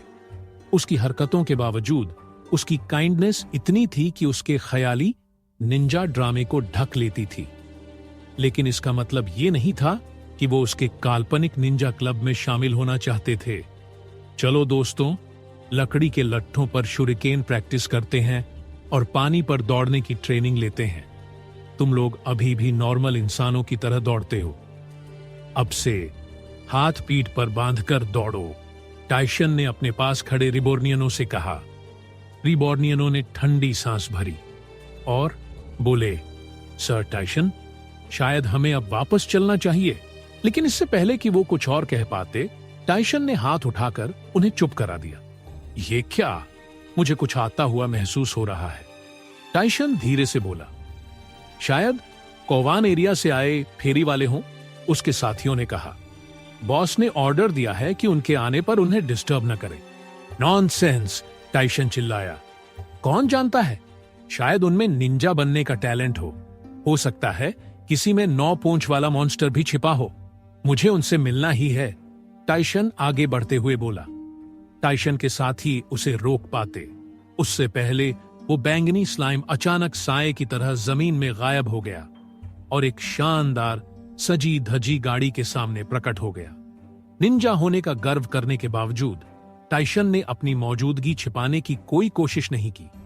वो सीधे गाड़ी के सामने कूद गया, जिससे गाड़ी और पीछे के एस्कॉर्ट्स को रुकना पड़ा। रुको मेहमानों, टाइशन ने गाड़ियों की तरफ चिल्लाकर कहा। कुछ सेकंड बाद लीडिंग गाड़ी का दरवाजा खुला। एक लाल ड्रेस में एक जवान लड़की बाहर निकली। साथ में एक मेड की ड्रेस में एक ओगरे औरत थी। ओगरे ने टाइशन को शक भरी नजरों से देखा, जबकि लड़की यूनासी ने उसे मजेदार नजरों से घूरा। ये थी यूनासी मॉनरी और उनकी एस्कॉर्ट्स आयाना। कुछ सेकंड बाद बाकी गाड़ियों से और इंसान ऑफ डेमी ह्यूमन बाहर आए, ये देखने कि पहाड़ी रास्ते पर उन्हें किसने रोका। सबसे पीछे कोमोस ड्रैगन्स का एक डरपोक ग्रुप भी झांक रहा था, उत्सुक कि ये बैंगनी स्लाइम आखिर है कौन है। तुम कौन हो और हमारी राह क्यों रोकी? यूनासी के बगल वाली आयनाए एग्जा ने थोड़े गुस्से भरे लहजे में पूछा। प्लीज एग्जा, इसे ऐसे ट्रीट करने की जरूरत नहीं। तुम्हारा नाम क्या है? यूनासी ने टाइशन से बड़े प्यार से पूछा। मैं सायों का अवतार हूं, मैं शून्य का खोजी हूं, मैं हर जगह हूं लेकिन कहीं नहीं हूं, टाइशन बातों को घुमाते हुए बोला। यूनासी की मुस्कुराहट गायब हो गई। अगर तुम्हारे मन में मेरे मालिक के खिलाफ कोई बुरा इरादा है तो मैं उसे तुम्हारे सोचने से पहले ही भांप लूंगा, क्योंकि मैं हूं एक निंजा। टाइशन अपने बैंगनी शरीर को निंजा आउटफिट में ट्रांसफॉर्म करते हुए हुड, बंधना और मेटल प्लेट के साथ हवा में उछला। एग्जा और यूनासी के बाकी डेमी ह्यूमन एस्कॉर्ट्स ने टाइशन को अजीब नजरों से देखा। उन्हें समझ नहीं आया कि इसका जवाब क्या देना है। उसकी बातों के बावजूद वो जरा भी डरावना नहीं लग रहा था, खासकर उसकी अजीब सी निंजा कॉस्ट्यूम में था। सॉरी, इसका कोई बुरा इरादा नहीं है। ये असल में बहुत कूल स्लाइम है। टाइशन के रिबॉर्नियन केयरटेकर्स आखिरकार यूनासी के सामने पहुंचे और हालात को जल्दी संभाल लिया। रिबॉर्नियनों को देखते ही एग्जा और बाकी एस्कॉर्ट्स ने अपनी सतर्कता कम कर दी। एग्जा ने एक नजर में रिबॉर्नियनों और टाइशन का रिश्ता समझ लिया, जैसे थके हुए माता पिता अपने शरारती बच्चे को कंट्रोल करने की नाकाम कोशिश करते हैं। वैसे ही टाइशन इस वक्त एक शरारती बच्चा लग रहा था और बाकी के लोग टाइशन के माता पिता, जो टाइशन से परेशान हो चुके थे। एग्जा ने टाइशन के बारे में अपनी राय बदल ली। पहले उसे लगा कि ये कोई खतरनाक शख्स है, लेकिन अब वो उसे एक हानिरहित सन्न लग रहा था। इनकी बातों का बुरा नहीं मानिएगा, ये हमारे बॉस का पेट है, रिबॉर्नियनों ने माफी मांगते हुए कहा। टाइशन को यह बात बुरी लगी। मैं मालिक का पेट नहीं हूं, मैं उनका निंजा हूं, टाइशन ने चिल्लाकर कहा। लेकिन किसी को उसकी बात पर यकीन नहीं हुआ, यहां तक कि एग्जा और यूनासी के एस्कॉर्ट्स भी उसे ऐसे देख रहे थे जैसे उसकी बातों में जरा भी दम नहीं। टाइशन का गर्वीला, फूला हुआ शरीर अचानक पिचक गया जब उसे एहसास हुआ कि कोई उसे सीरियसली नहीं ले रहा। उसके मन में शक पैदा होने लगा। ओह, तुम निंजा हो? मैंने पहली बार किसी रियल निंजा को देखा है, यूनासी ने उत्साह से कहा। यूनासी की बात सुनकर टाइशन का शरीर फिर से फूल गया। हाँ हाँ, मैं हूं, टाइशन जोर से चिल्लाया। कुछ सेकंड बाद उसने यूनासी की तरफ देखा और धीरे से पूछा, तुम्हें सचमुच यकीन है कि मैं निंजा हूं? यूनासी ने मुस्कुराते हुए कहा, बिल्कुल, मैं भी यही चाहती हूं। तुम जो चाहो बन सकते हो। टाइशन की आंखें चौड़ी हो गईं। पहली बार किसी ने उस पर यकीन किया था। हां, मैं हूं, टाइशन जोर से चिल्लाया। कुछ सेकंड बाद उसने यूनासी की तरफ देखा और धीरे से पूछा, तुम्हें सचमुच यकीन है कि मैं निंजा हूं? यूनासी ने मुस्कुराते हुए कहा, बिल्कुल, मैं भी यही चाहती हूं। तुम जो चाहो बन सकते हो। टाइशन की आंखें चौड़ी हो गईं।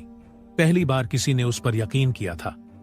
टाइशन ने यूनासी की ओर देखा और उसकी आंखों में सच्चाई के सिवा कुछ नहीं दिखा। ये साफ था, उसे सचमुच यकीन था कि टाइशन एक निंजा है। पहली बार किसी ने टाइशन के निंजा होने के दावे पर भरोसा किया था।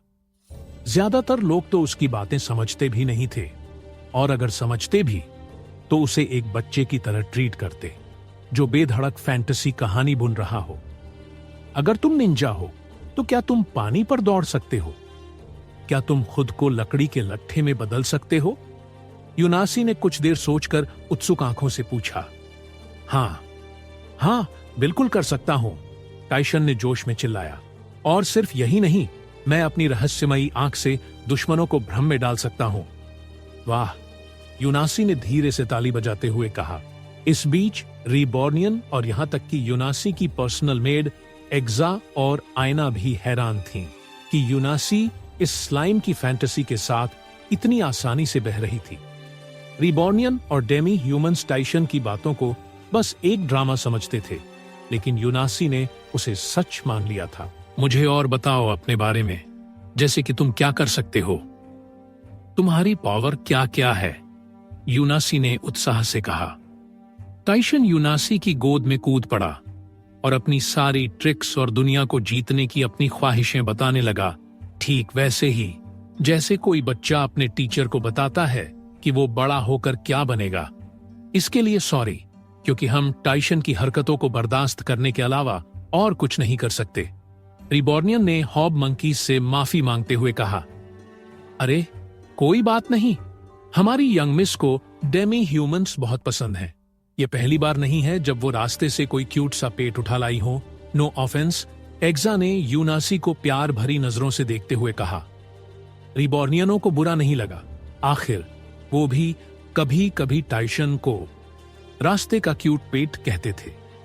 क्या आप डोमिन की सैर करने आए हैं? अगर हां, तो हम आपको जहां जाना है वहां पहुंचाने में मदद कर सकते हैं, हॉब मंकी ने ऑफर किया। एग्जा ने सिर हिलाया और बताया, अगर आप ऐसा करेंगे तो हम शुक्रगुजार होंगे। हम पहाड़ों के पार मेलवू विलेज में रुकना चाहते हैं ताकि अपने रिसोर्सेज रीफिल कर सकें। बिल्कुल कर सकते हैं, रिबॉर्नियनों ने जवाब दिया। उनकी मदद से यूनासी और उनके एस्कॉर्ट्स ने खतरनाक पहाड़ी रास्तों को सेफली पार किया और आखिरकार डोमिन पहुंच गए। रास्ते में रिबॉर्नियन और यूनासी के एस्कॉर्ट्स ने एक दूसरे से कहानियां शेयर की। उन्होंने बताया कि वो यूनासी के पर्सनल गार्ड्स हैं जो हर जगह उनके साथ जाते हैं। इस मिशन में उनका टारगेट यूनासी को ब्लिंकिंग सिटी के मैजिक टावर तक पहुंचाना था, जहां उनकी मुलाकात मशहूर 8 star peaceful blazing fire king मिन गिंडोर से करानी थी। एग्जा ने खुद को यूनासी की पर्सनल मेड और केयर टेकर के तौर पर इंट्रोड्यूस किया, जो उनके जन्म से ही उनकी सेवा कर रही थी। फिर रिबॉर्नियनों ने अपना इंट्रो दिया और बताया कि वो रीबॉर्न नेशन का हिस्सा हैं। इससे एग्जा थोड़ा कंफ्यूज हुई। अपनी रिसर्च में उसने कभी डोमिन में किसी रीबॉर्न नेशन के बारे में नहीं सुना था। जब हॉब मंकी ने बताया कि उनका नेशन हाल ही में बना है, तब जाकर बात समझ आई। एग्जा के दिमाग में रीबॉर्न नेशन बस कुछ अलग थलग लोगों का छोटा सा ग्रुप था, जिन्होंने खुद को एक नेशन डिक्लेयर कर लिया था। कौवान सिटी में ऐसा अक्सर होता था। लोग अपने घर जितनी छोटी जमीन को भी अपना नेशन कह लेते थे। वैसे हम एक कंपनी का भी हिस्सा हैं। शायद आपने सुना हो, हॉब मंकी ने कहा। कौन सी कंपनी? एग्जा ने पूछा। रीबॉर्न कंपनी, उसने जवाब दिया। एग्जा ने इसे कुछ खास नहीं समझा। उसने कौवान सिटी में इस कंपनी का नाम नहीं सुना था, तो उसे लगा ये बस किसी छोटे से टाउन या विलेज तक सीमित बिजनेस होगा। वो क्या है? इस बीच यूनासी अपनी सीट पर टाइशन को गोद में लिए बैठी थी। तभी उसकी नजर मेलवू विलेज को जोड़ने वाली फ्लैट कंक्रीट रोड्स पर पड़ी। एग्जा ने भी गाड़ी की खिड़की से झांका और उसे भी कुछ गड़बड़ दिखा। लगता है हम गलत जगह आ गए, एग्जा ने शक करते हुए कहा। यह मेलवू विलेज नहीं लगता। हॉब मंकी ने नामे सिर हिलाया। नहीं, हम सही रास्ते पर हैं। ये मेलवू विलेज ही है। फिर भी एग्जा को अपनी आंखों पर यकीन नहीं हुआ। वो एक छोटे से गांव की उम्मीद कर रही थी, जिसमें बस कुछ 100 लोग हों और ज्यादातर घर लकड़ी और छप्पर से बने हों। लेकिन जो उसने देखा वो कुछ और ही था। 2-3 मंजिल की बड़ी बड़ी पत्थर की इमारतें, इन आउट फ्लैट रोड्स, और दूर से ही दिख रहा था कि दिन के बीच में जगह लोगों से खचाखच भरी थी। डोमिन को देश का रूरल एरिया माना जाता था, खासकर मेलवू विलेज, जो राजधानी ब्लिंकिंग सिटी से इतना दूर था। लेकिन किसी तरह मेलवू विलेज कौवान सिटी के रईस हिस्सों जैसा सिटी लग रहा था। एग्जा को अपनी आंखों पर यकीन नहीं हो रहा था। लेकिन सबसे अजीब थी वो मेटल की गाड़ियां, जिन्हें कोई घोड़ा नहीं खींच रहा था। एग्जा ने देखा इस शहर के लोग रीबॉर्न टैक्सी नाम की बड़ी गाड़ियों में लाइन लगाकर चढ़ रहे थे। उन्हें लगा जैसे वो किसी दूसरी दुनिया में आ गए हों। फ्लैट रोड्स, पत्थर की इमारतें और अब ये अजीब गाड़ियां। डोमिन में सब कुछ बदल गया है, एग्जा ने हैरानी से कहा। हां, हमारे बॉस ने यह सब किया, हॉब मैनकी ने कैजुअली जवाब दिया, जैसे चैतन्य की बेपरवाह स्टाइल उसे भी मिल गई हो। हां, सच में? एग्जा ने चौंक कर कहा। इस बीच यूनासी ने मेलवू विलेज को चारों ओर देखा। उसके चेहरे पर पूरा अचंभा और उत्साह झलक रहा था। ये देख टाइशन गर्व से फूलने लगा। क्या मेरे गुरु कमाल के नहीं? मुझे यकीन है अगर तुम उनसे मिलोगी तो वो तुम्हें जरूर पसंद आएंगे। वो तुम्हारी तरह ही कूल हैं। हाँ, सच में? एग्जा ने चौंक कर कहा। इस बीच यूनासी ने मेलवू विलेज को चारों ओर देखा। उसके चेहरे पर पूरा अचंभा और उत्साह झलक रहा था। ये देख टाइशन गर्व से फूलने लगा। क्या मेरे गुरु कमाल के नहीं? मुझे यकीन है अगर तुम उनसे मिलोगी तो वो तुम्हें जरूर पसंद आएंगे। वो तुम्हारी तरह ही कूल है। कौवान सिटी का कोई भी शख्स डोमिन में हो रहे बदलावों को देखकर दंग रह जाता। अकेले प्लम्बिंग सिस्टम ही अपने साफ सुथरे और स्मार्ट वेस्ट डिस्पोजल की वजह से रईसों में हलचल मचा रहा था। कौवान सिटी के सबसे पॉश इलाकों में भी पानी के लिए कुओं से बाल्टी भरी जाती थी या फिर वाटर मैजिशियंस को मोटी रकम देकर हायर करना पड़ता था। लेकिन यहाँ दूर दराज के एक गांव में बस एक लीवर घुमाने से पानी का फव्वारा बहने लगता था। ये तो राजा रानियों से भी बढ़कर लाइफस्टाइल था। और सबसे कूल चीज, रीबॉर्न की ऑटोमोबाइल। बिना जादू या घोड़ों के ड्रैगन से कम स्पीड पर दौड़ने वाली ये मशीनें थीं जो हर किसी को हैरत में डालने के लिए काफी थीं। ये मशीनरी का कमाल कौवान सिटी की दूरी की प्रॉब्लम को चुटकियों में हल कर सकती थी। कौवान सिटी में बिजनेस और यहां तक कि आर्मीज को सबसे बड़ी दिक्कत थी लंबी दूरी की ट्रैवलिंग। इसकी वजह से इलाके आपस में कटे कटे और आइसोलेटेड रहते थे। यही वजह थी कि कौवान सिटी के नॉर्थ में होने वाली घटनाओं की खबर साउथ तक सालों बाद पहुंचती थी। लेकिन डोमिन को देखकर ऐसा लगता था जैसे हर सिटी, टाउन और विलेज एक दूसरे से सुपर कनेक्टेड और अप टू डेट था। यह सब रीबॉर्न कंपनी की वजह से हुआ, जो उन लोगों को टैक्सी सर्विस दे रही थी जो अपनी कार नहीं खरीद सकते थे। अब पेंडाई लैंड्स के लोग कुछ ही दिनों में डोमिन के दूर दराज के इलाकों में पहुंच सकते थे। बिजनेस में तेजी आई के लिए कंपनियों ने रीबॉर्न से खरीदे नए ट्रकों का जमकर इस्तेमाल किया। एग्जा ने मेलवू विलेज के वेट मार्केट में बिक रहे प्रोडक्ट्स देखे। पहले के मुकाबले अब चीजें कहीं ज्यादा वैरायटी में थीं। ग्रास वैली की रेयर वेट हर्ब्स से लेकर पेंडाईलैंड्स के ड्राई कैक्टस फ्रूट्स तक सब कुछ यहां अवेलेबल था। उसने सुना था कि इनकी कीमत पहले दसियों गोल्ड कॉइन्स तक होती थी, लेकिन अब ये सिल्वर कॉइन्स में मिल रहे थे। एग्जा ने कोवान सिटी के बाकी महंगे प्रोडक्ट्स के बारे में सोचा। अगर उनके पास ऐसी गाड़ियां होती तो खाने और न्यूट्रिशन की कमी वाले गरीब इलाकों को वेंडर्स के भारी टैक्स और प्राइस से छुटकारा मिल सकता था। ये रोड तो एकदम फ्लैट है, यूनासी ने कहा। इसका नाम क्या है? टाइशन उसकी गोद से उछलकर उसके सिर पर जा बैठा। इसे कंक्रीट कहते हैं और इसे मेरे गुरु ने बनाया है। रिबॉर्नियनों ने कंक्रीट के फायदे बताए, कैसे ये कुछ ही दिनों में रोड्स और बिल्डिंग्स बना सकता था। सस्ता भी था, तो ज्यादातर इलाकों ने अपनी बिल्डिंग्स को कंक्रीट में अपग्रेड कर लिया था। कमाल है, एग्जा ने तुरंत तारीफ की। ये कंक्रीट कोवान सिटी की ढेर सारी प्रॉब्लम सॉल्व कर सकता है। और एग्जा खुद से बोल पड़ी। टाइशन ने यूनासी के सिर से उसका चेहरा देखा। तुम लोग कोवान सिटी से हो? उसने पूछा।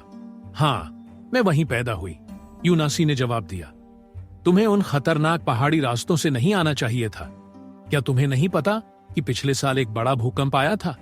उसने भयानक लैंडस्लाइड कर दी थी। तुम्हारे साथ भी ऐसा हो सकता था, टाइशन ने चिंता भरे चेहरे से कहा, क्योंकि टाइशन को यूनासी की फिक्र हो रही थी। मैं नहीं चाहता कि मेरी इकलौती बिलीवर स्लिप करके गिर जाए। अगर तुम चली गई तो फिर कौन मानेगा कि मैं निंजा हूं? अगली बार जब आओ तो हमारा हाईवे यूज करना। टाइशन नाराजगी के साथ फिक्र करते हुए बोला। यूनासी ने बैंगनी स्लाइम को देखा और हैरानी से पूछा, यहां हाईवे भी है? हाँ, हमारे बॉस डोमिन को कोवान सिटी से जोड़ने वाला रोड खोलने वाले हैं, हॉब मनकी ने यूनासी को ये बताया। लेकिन वो कैसे पॉसिबल है? एग्जा ने पूछा। डेंजरस है, यहां तक कि तुम्हारे कंक्रीट रोड्स के लिए भी। तुमने अभी कहा कि पिछले साल लैंडस्लाइड हुआ था, तो ये रोड शायद एक साल भी नहीं टिकेगा। टाइशन यूनासी के सिर से कूदकर जमीन पर उतरा। उसने अपनी गोल मटोल बाहें सीने पर क्रॉस की और गर्व से सिर ऊंचा किया, जैसे उसका नॉन एग्जिस्टेंट चेहरा फख्र से चमक रहा हो। किसने कहा कि हमने पहाड़ों में रोड बनाया? मेरे गुरु ने डोमिन किंगडम के साथ डील फाइनल कर ली है, उनके किंगडम के चारों ओर रोड बनाने की, टाइशन ने जोश में चिल्लाकर कहा। एग्जा और यूनासी अपनी हैरानी नहीं रोक पाई और चुपचाप सन्न रह गईं। यूनासी को बचपन से ही हर स्पीशीज, टेरिटरी और नेशन के बारे में पढ़ाया गया था। उसकी फैमिली उसे दुनिया की सबसे बड़ी डिप्लोमेट बनाना चाहती थी। इसके लिए उसे देश की हर पॉलिटिकल सिचुएशन की जानकारी होनी थी, चाहे वो दोस्त हों या दुश्मन। उसके हिस्ट्री क्लासेस में हजारों सालों में कई अलायंस बने, बदले और टूटे। ये आम था कि कोई टेरिटरी 1000 साल तक किसी की दोस्त रहे, लेकिन कुछ ही सालों में जानी दुश्मन बन जाए। लेकिन डोमिन किंगडम ने अपनी किसी ने भी उन्हें अपने दरवाजे खोलने के लिए मना नहीं किया था। हर कोई सोचता था कि ये आगे भी ऐसा ही रहेगा, लेकिन अब इस पल में उन्हें पता चला कि किसी ने डोमिन किंगडम के साथ अलायंस कर लिया था। रीबॉर्न कंपनी का डोमिन किंगडम के साथ पार्टनरशिप है, एग्जा ने हकलाते हुए पूछा। क्या इसका मतलब यह है कि तुम्हें दमिश्क स्टील तक एक्सेस मिल गया है? रीबॉर्नियनों ने ऐसे सिर हिलाया जैसे ये कोई आम बात हो। एग्जा को कभी नहीं पता था कि वो अपने सामने दुनिया बदलने वाली इवेंट देख रही है। रीबॉर्न कंपनी अभी कोवान सिटी में अननोन थी, लेकिन उसे यकीन था कि ये ज्यादा दिन तक ऐसा नहीं रहेगा। उसे ऐसा लग रहा था जैसे वो किसी जलते हुए फ्यूज वाले बम को देख रही हो। बस कुछ सेकंड में वो फटने वाला था और दुनिया का नक्शा हमेशा के लिए बदल देने वाला था। रीबॉर्न कंपनी अभी कोवान सिटी में अननोन थी, लेकिन उसे यकीन था कि यह ज्यादा दिन तक ऐसा नहीं रहेगा। उसे ऐसा लग रहा था जैसे वो किसी जलते हुए फ्यूज वाले बम को देख रही हो। बस कुछ सेकंड में वो फटने वाला था और दुनिया का नक्शा हमेशा के लिए बदल देने वाला था। एग्जा को कभी नहीं पता था कि वो अपने सामने दुनिया बदलने वाली इवेंट देख रही है। रीबॉर्न कंपनी अभी कोवान सिटी में अननोन थी, लेकिन उसे यकीन था कि ये ज्यादा दिन तक ऐसा नहीं रहेगा। मेलवू गांव में कोमोस अकेले थे और वो हर देखने लायक चीज को गौर से देख रहे थे। यूनासी और एग्जा के उलट कोमोस को रीबॉर्न कंपनी के नए आविष्कारों में कोई रुचि नहीं थी। उनकी नजरें कंपनी से जुड़े अर्धमानवों पर टिकी थीं। एक झलक में ही कोमोस समझ गए कि ये अर्धमानव खास थे। उनमें सामान्य अर्धमानवों से कहीं ज्यादा ताकत थी, जैसे उनकी सत्ता ही शक्ति का स्रोत हो। कौशल्या क्षेत्र जहां वे रहते थे में येलो मैनकीज आम थे। कोमोस ने ब्लू मैनकीज को सड़कों पर प्रदर्शन करते और रेड मैनकीज को सामान ढोते देखा था। लेकिन रीबॉर्न कंपनी के येलो मैनकीज बिल्कुल अलग थे। उनके चेहरे इंसानों जैसे थे, उनकी कमर सीधी और कद सामान्य से ऊंचा था। सबसे हैरान करने वाली बात थी, उनके फर पर सुनहरी धारियां थीं, जो उन्हें और भी ज्यादा खास, सुंदर और अलग बना रही थीं। इतना ही नहीं, ये येलो मैनकीज ऐसे जादुई मंत्र और कौशल दिखा रहे थे जो कौशल्या के एल्व्स से भी ज्यादा शुद्ध थे। ये असंभव था। कोवान सिटी में सभी जानते थे कि येलो मैनकीज दुनिया की सबसे कमजोर प्रजाति है। न तो उनमें इंसानों जैसी बुद्धि थी, न ही जादू करने की कैपेबिलिटी। यहां तक कि वे सामान्य इंसानों और कोमोस से भी कमतर थे। फिर भी ये रिबॉर्नियन धारा प्रवाह इंसानी भाषा बोल रहे थे और बौनों से भी बेहतर शिल्प कला दिखा रहे थे। ये सिर्फ एक का मामला नहीं था। यहां मौजूद सभी येलो मंकी ऐसे थे, स्मार्ट, पावरफुल और नई नई स्किल्स के मालिक। मिल्वू घूमते घूमते कोमोस को एक जगह का पता चला जिसके कई नाम थे। कोई इसे रेगिस्तान का स्वर्ग कहता तो कोई तारों का ठिकाना। जल्द ही उन्हें इसका असली नाम पता चला, रिबॉर्न नेशन। कोमोस सड़क पर कंस्ट्रक्शन साइट का काम कर रहे होप मंकीज के पास पहुंचे और इस नेशन के बारे में पूछा।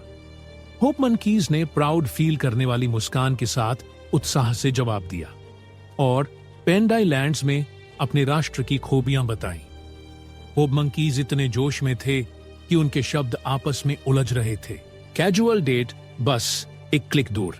कोमोस को बस बेसबॉल, बियर, बिजली, खाना और प्यार जैसे शब्द सुनाई दिए। भले ही वे समझ नहीं पाए कि मैनकीज क्या कह रहे थे, उनके उत्साह से साफ था कि ये जगह उनका प्राउड भरा घर थी। होप मंकीज ने अपने बॉस के बारे में खूब बताया, कैसे उन्होंने उनकी हर इच्छा पूरी की और उससे भी ज्यादा दिया। वे मेलवू गांव में अपने परिवारों से दूर इसीलिए काम कर रहे थे ताकि चैतन्य के एहसानों का बदला चुका सके। आखिरकार वही थे जिन्होंने उन्हें आज की शक्ल दी, उन्हें पावर दी थी, यहां तक कि वे आम ह्यूमन के बीच भी आसानी से रह रहे थे। ये सब सुनकर कोमोस एक दूसरे को हैरानी और उत्साह से देखने लगे। क्या रिबॉर्न का देश वो जगह हो सकती थी जहां उनकी प्रजाति अपनी खोई इज्जत वापस पा सके? इस ख्याल की संभावना ने उनकी सारी मेहनत को सार्थक कर दिया। लेकिन उन्होंने जल्दबाजी नहीं की। रिबॉर्न का देश स्वर्ग जैसा था।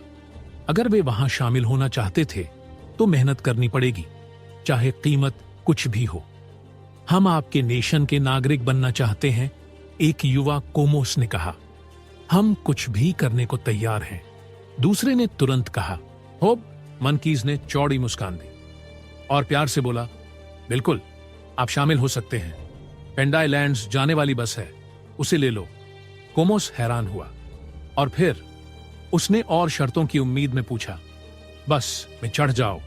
ड्राइवर को बता देना कि आप हमारे नेशन के नागरिक बनना चाहते हैं। कोई फीस नहीं लगेगी। वहां पहुंचकर लीना या कोंग को ढूंढ लेना, वे आपको घर बनाने की जगह बता देंगे। एक होप मंकी ने उन्हें उम्मीद देते हुए कहा। पब फ्यूचर का एड होप मंकी ने कहा। बस इतना? दुर्लभ होप मंकी ने पूछा। हाँ, होप मंकीज हंसे। और कुछ नहीं, जब चाहो नागरिक बन सकते हो। कोमोस के चेहरे उत्साह से चमक उठे। उन्हें बस पेंडाई लैंड्स पहुंचना था और उनका सपना पूरा हो सकता था। उनकी इज्जत बहाल हो सकती थी। युवा कोमोस जल्दी से यूनासी को पिछले कुछ दिनों की हॉस्पिटैलिटी के लिए थैंक यू देने लौटे। उनके बिना वे यहां तक न पहुंच पाते। लेकिन जब वे लौटे तो पता चला कि यूनासी और उनके साथी भी पेंडाई लैंड्स में रिबॉर्न नेशन देखने की प्लानिंग कर रहे थे।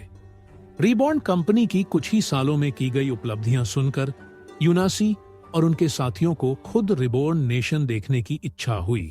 उन्होंने मेलवू गांव में अपने घोड़े और गाड़ियां छोड़ दी और डोमिन एम्पायर में घूमने के लिए रीबॉर्न बस टैक्सी लेने का फैसला किया। ये कार से कहीं तेज थी और उन्हें ये देखने का मौका देती थी कि घोड़ा गाड़ी और कार में कितना अंतर है। मॉनरी परिवार के पैसों से उन्होंने कुछ रीबॉर्न बसें किराए पर लीं। कोमोस फिर से उनके साथ शामिल हो गए क्योंकि उन्हें यूनासी और अर्ध मानवों का साथ पसंद था। कुछ और घंटों की तैयारी के बाद वे डोमिन एम्पायर की गहराई में यात्रा के लिए तैयार थे। जाने से पहले टाइशन ने यूनासी और बाकियों से विदाई ली। काश मैं तुम्हारे साथ जा पाता।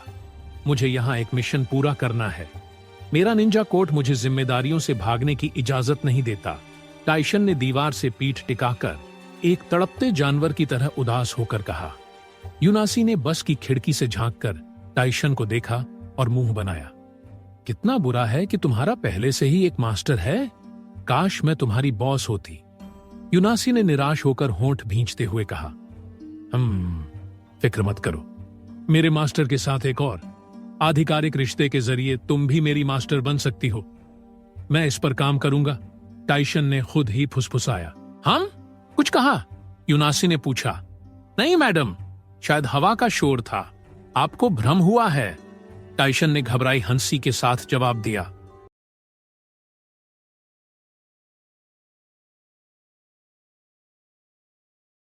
हम्मा, फिक्र मत करो, मेरे मास्टर के साथ एक और आधिकारिक रिश्ते के जरिए तुम भी मेरी मास्टर बन सकती हो। मैं इस पर काम करूंगा। टाइशन ने खुद ही फुसफुसाया। हाँ, कुछ कहा? यूनासी ने पूछा। नहीं मैडम, शायद हवा का शोर था। आपको भ्रम हुआ है। टाइशन ने घबराई हंसी के साथ जवाब दिया। टाइशन ने हाथ हिलाकर अलविदा कहा। जब यूनासी और उनके साथी रीबॉर्न बसों में सवार होकर ब्लिंकिंग सिटी की ओर रवाना हुए, वे पेंडाई लैंड्स जाने से पहले डोमिन एम्पायर की राजधानी में रुकने वाले थे। टाइशन यूनासी के साथ समय बिताकर उसे अपने निंजा कारनामों की कहानियां सुनाना चाहता था, लेकिन आज उसे कहीं और जाना था। यूनासी की निंजा प्रशंसा सुनने का लालच कितना भी हो, टाइशन अपनी जिम्मेदारियों को नहीं भूल सकता था, क्योंकि टाइशन सच में बेहद जिम्मेदार था। लेकिन शायद वो कुछ दिनों के लिए उनकी बस में सवार होकर चले। टाइशन ने खुद का दिमाग लगाया। नहीं, मुझे एक काम निपटाना है। ये कहते हुए टाइशन ने खुद को डांटा।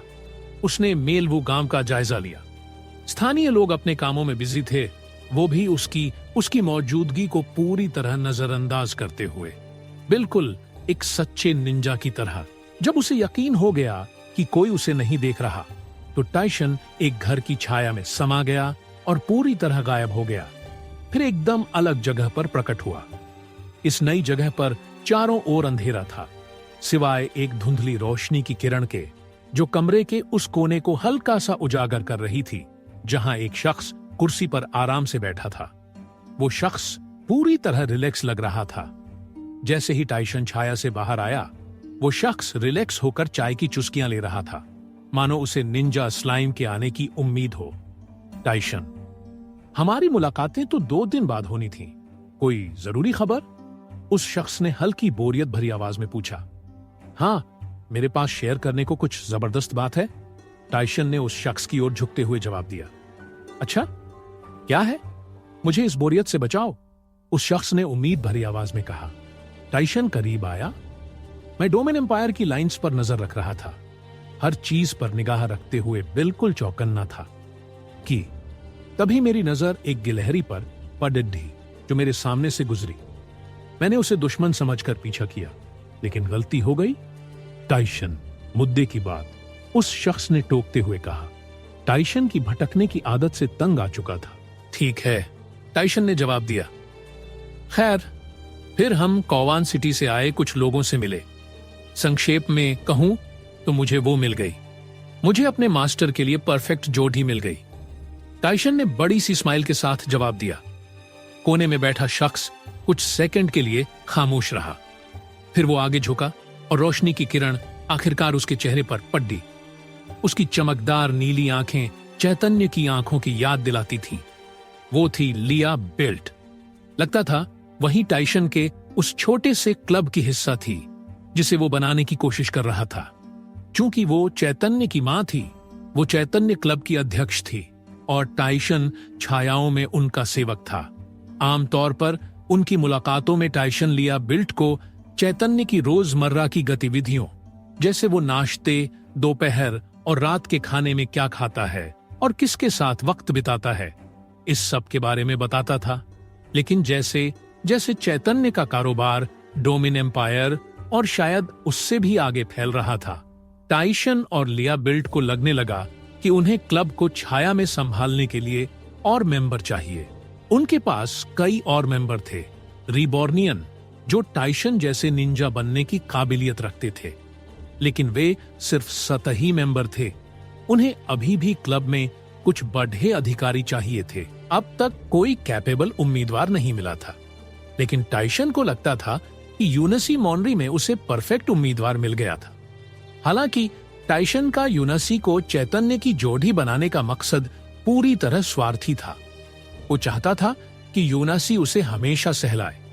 फिर भी उसे लगता था कि यूनासी लिया बिल्ट के मानकों पर भी खरी उतरेगी। टाइशन इसे बयां नहीं कर सकता था, लेकिन उसे लगता था कि यूनासी और चैतन्य एक दूसरे के लिए बने थे। इसलिए टाइशन एक छोटी सी साजिश रचने की सोच रहा था, ताकि दोनों को एक साथ लाकर हालात का जायजा ले सके।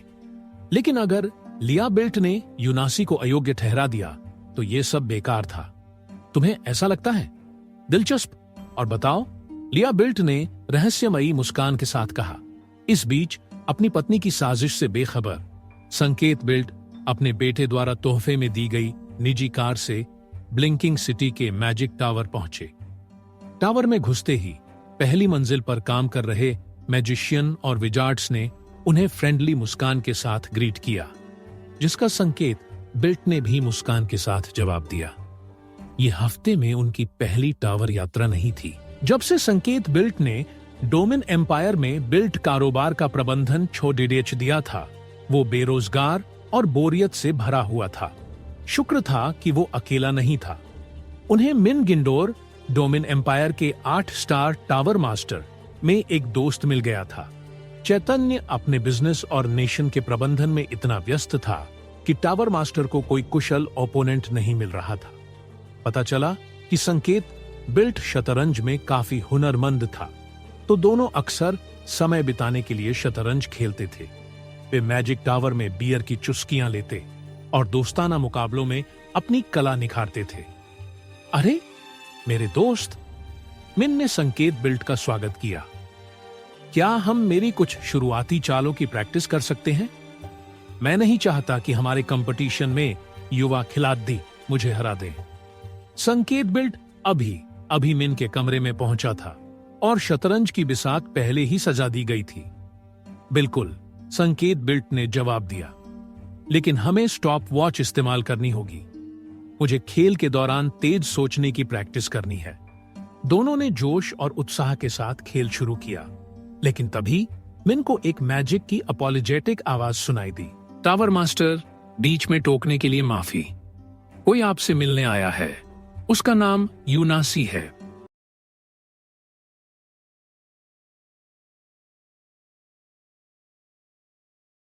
दोनों ने जोश और उत्साह के साथ खेल शुरू किया, लेकिन तभी मिन को एक मैजिक की अपॉलोजेटिक आवाज सुनाई। आपसे मिलने आया है। उसका नाम यूनासी है। टावर मास्टर जी, एक स्टूडेंट ने आकर सर झुकाते हुए कहा। यूनासी का नाम सुनते ही टावर मास्टर ने तुरंत उस स्टूडेंट को यूनुसी को बुलाने के लिए बोल दिया। कुछ देर बाद यूनासी मॉनरी ने संकेत बिल्ट और टावर मास्टर मिन को ग्रीट करने के लिए रेस्पेक्ट के साथ सर झुकाया, जिससे उसका रिस्पेक्टफुली बिहेव और नेचर झलकता था। नमस्ते टावर मास्टर, यूनासी ने कहा। हो यूनासी, कितना समय हो गया। तुम कितनी जल्दी बड़ी हो गई। सिर्फ 5 साल हुए, है ना? टावर मास्टर मिन ने हंसते हुए कहा। उसे कौवान सिटी में छोटी यूनासी की शरारतें याद आ गईं। हाँ टावर मास्टर, मेरी दादी आपको प्रणाम भेज रही हैं, यूनासी ने मुस्कान के साथ जवाब दिया। टावर मास्टर मिन अपनी सीट से उठा और यूनासी के पास गया। कैसी हो तुम? मैंने जो मंत्र सिखाए थे उनका कोई फायदा हुआ? यूनासी ने हाँ में सिर हिलाया। हाँ टावर मास्टर, उनसे मेरी चालों में मेंटल स्पीड तेजी से बढ़ी है। लगभग 5 साल पहले टावर मास्टर मिन को एक टैलेंटेड लड़की की काबिलियत पर रखने के लिए मॉन्ड्री निवास बुलाया गया था। आमतौर पर वो इतनी दूर नहीं जाता, लेकिन यूनासी की दादी का उस पर बड़ा एहसान था, इसीलिए टावर मास्टर मिन को जाना पड़ा। तुम डोमिन एम्पायर में क्या कर रही हो? टावर मास्टर मिन ने पूछा। तुम अभी 10 साल की हुई हो ना? क्या तुम्हारी टैलेंट जागृत हुई? कुछ खास मिला? उसे याद था कि यूनासी का जन्मदिन अभी 1 महीने पहले ही था। टावर मास्टर मिन को लगा था कि वह अपनी दादी के साथ जश्न मनाने या नए कौशल निखारने के लिए कौवान सिटी में रहेगी, इसलिए उसे यहां देखकर हैरानी हुई। टावर मास्टर, मेरा टैलेंट अभी अवेकन नहीं हुआ है, लेकिन मैं इसीलिए यहां हूं क्योंकि अपना काम निपटाने के बाद मैं किसी चर्च में जाऊंगी और अपनी टैलेंट का अवेकन करूंगी, यूनासी ने शांत लहजे में कहा। टावर मास्टर मिन ने अपनी दाढ़ी खुजाई। आमतौर पर बच्चे अपनी टैलेंट अवेकन के लिए बेताब रहते हैं। कुछ तो उत्सुकता में अपने जन्मदिन से 2 दिन पहले ही जाग जाते हैं, लेकिन यूनासी को देखकर लगता था कि वो किसी जल्दी में नहीं है। लगता है यही तो टैलेंट का कमाल है ना, हुनर दिखाने के लिए किसी अवेकन की जरूरत नहीं। टावर मास्टर मिन हंसा। तुम मुझे किसी परिचित की याद दिलाती हो? यूनासी ने विनम्र मुस्कान के साथ तारीफ कबूल की। तो अगर ये तुम्हारा मेन मकसद नहीं तो यहां क्यों आई? टावर मास्टर मिन ने उत्सुकता से पूछा। यूनासी ने गला साफ किया। टावर मास्टर, मुझे एक बड़ी मदद चाहिए। क्या आप मेरे दोस्तों को मैजिक टावर में कुछ मंत्र सिखा सकते हैं? टावर मास्टर मिन ने दाढ़ी सहलाते हुए यूनासी की रिक्वेस्ट पर विचार किया। मैंने तुम्हारी दादी का एहसान चुका दिया, टावर मास्टर मिन ने सख्त लहजे में कहा। इस बार मुझे तुम्हारी मदद करने की कोई जरूरत नहीं। टावर मास्टर मिन जानता था कि यूनासी के दोस्त तरह तरह के अर्धमानव हैं। कुछ में जादू करने की काबिलियत थी, लेकिन ज्यादातर में नहीं थी। उन्हें एक साधारण 1 स्टार मंत्र सिखाने में भी ढेर सारा समय और मेहनत लगेगी। टावर मास्टर के तौर पर वो अपने मैजिशियन का समय यूनासी के अर्धमानव साथियों को सिखाने में वेस्ट नहीं कर सकता था। यूनासी को चाहने के बावजूद ये रिक्वेस्ट पूरा करना मुश्किल था। यूनासी ने होंठ सिकोड़े और चुप रही। वो उदास दिख रही थी, हाथ पीछे बांधे, मुंह फुलाए। टावर मास्टर को उम्मीद भरी नजरों से देखने लगी। ये देख टावर मास्टर मिन को 10 साल की बच्ची पर सख्ती करने का थोड़ा अपराध बोध हुआ, और आज वही मंत्र सीखने के लिए यूनासी यहां पर आई थी। ठीक है, सुनो, अगर तुम मुझे शतरंज में हरा सको तो मैं तुम्हारे दोस्तों को कुछ मंत्र सिखाऊंगा, टावर मास्टर मिन ने मनमाने ढंग से कहा। फिर कुछ सोचकर पूछा, तुम्हें शतरंज आता है ना? यूनासी ने टावर मास्टर मिन के पीछे रखे संकेत बिल्ड को देखा, जो शतरंज के मोहरों से भरी मेज के पास बैठा था। मैंने कुछ मैजिशियन को खाली समय में शतरंज खेलते देखा है, यूनासी ने कहा। उसकी आंखों में हल्की सी चमक थी। निष्पक्षता के लिए मैं तुम्हें 3 मौके दूंगा। अगर तुम ड्रॉ भी करा सको तो वो तुम्हारी जीत होगी, टावर मास्टर मिन ने उदारता से कहा। संकेत बिल्ड अपनी सीट से उठा और यूनासी को अपनी जगह दी। छोटी सी यूनासी ने शतरंज की बिसात को उत्सुकता से देखा, मोहरों की बारीक नक्काशी पर गौर किया। टावर मास्टर मिन ने हाथ के इशारे से मोहरों को जादुई तरीके से बिसात पर सजा दिया। तुम सफेद मोहरों के साथ हो, यानी तुम। लेकिन इससे पहले कि वो अपनी बात पूरी करता, यूनासी ने समझौते को पक्का करते हुए उसका हाथ पकड़कर हिलाया। हमने हाथ मिलाया, अब यह पक्का है, कोई पलटना नहीं, यूनासी ने रहस्यमयी ढंग से कहा। टावर मास्टर मिन हैरान रह गया जब यूनासी ने मेज पर झुककर सफेद मोहरों से पहली चाल चली। उसने ऐसी तेजी और सटीकता दिखाई जैसे ये उसका पहला खेल ना हो। टावर मास्टर मिन के माथे पर ठंडा पसीना छलकने लगा। उसे कुछ गलत होने का अंदेशा हो रहा था। कुछ मिनट बाद टावर मास्टर मिन ने बिसात पर मोहरों को देखकर भौहें सिकोड़ लीं। पीछे खड़े संकेत बिल्ट ने भी मुंह छिपाया जब उसे एहसास हुआ कि टावर मास्टर मिन हारने वाला है। अगर तुम अपनी रानी यहां ले जाओ, संकेत बिल्ट ने झुककर फुसफुसाया। नहीं, फिर वो मेरा हाथ ही ले लेगी। अगर मैं ये सिपाही यहां चलूं, टावर मास्टर मिन ने फुसफुसाकर जवाब दिया। यूनासी ने मुस्कुराते हुए कहा, कोई सलाह नहीं। उसका लहजा मजाकिया था। उसे पता था कि वो जीतने वाली है। चुप कर छोटी, तुमने कहा था कि तुम्हें शतरंज नहीं आता। टावर मास्टर मिन ने घबराहट में चिल्लाया। मैंने ऐसा कभी नहीं कहा, यूनासी ने मासूमियत से जवाब दिया। मैंने सिर्फ कहा कि मैंने मैजिशियन को शतरंज खेलते देखा है। ये नहीं कहा कि मैं उनके साथ नहीं खेली। पहली कुछ चालों में सब सामान्य था। टावर मास्टर मिन को यूनासी की मोहरों की सटीक रणनीति देखकर हैरानी हुई, लेकिन उसने ज्यादा नहीं सोचा। लेकिन जैसे जैसे खेल आगे बढ़ा, उसे एहसास हुआ कि यूनासी एक छिपा हुआ सांप थी जो सही मौके का इंतजार कर रहा था। और जब उसने हमला किया, टावर मास्टर मिन कुछ न कर सका। समय के साथ उसके और मोहरे खो गए। चाहे संकेत बिल्ट और टावर मास्टर मिन ने मिलकर कितनी भी कोशिश की, वे उस पल हार गए थे जब उन्होंने छोटी मॉनरी लड़की को कम आंका था। चेकमेट, यूनासी ने अपने ओपोनेंट के राजा को मजाक में गिराते हुए कहा। टावर मास्टर मिन ने आह भरी और कुर्सी पर ढेर हो गया। अगर उसे हर बार एक सोने का सिक्का मिलता जब कोई 10 साल का बच्चा उसे शतरंज में बेरहमी से हराता, तो उसके पास 2 सिक्के होते, जो ज्यादा नहीं, लेकिन यह अजीब था कि ऐसा 2 बार हुआ। चेकमेट, यूनासी ने अपने ओपोनेंट के राजा को मजाक में गिराते हुए कहा। टावर मास्टर मिन ने आह भरी और कुर्सी पर ढेर हो गया। अगर उसे हर बार एक सोने का सिक्का मिलता जब कोई 10 साल का बच्चा उसे शतरंज में बेरहमी से हराता, तो उसके पास 2 सिक्के होते, जो ज्यादा नहीं, लेकिन यह अजीब था कि ऐसा 2 बार हुआ। टावर मास्टर मिन सिर्फ खुद को ही दोष दे सकता था। उसे पता होना चाहिए था कि यूनासी अपनी दादी की तरह ही चालाक और धूर्त निकलेगी। आखिरकार उसे समझ आया कि यूनासी उससे खास तौर पर यह मदद मांगने क्यों आई थी।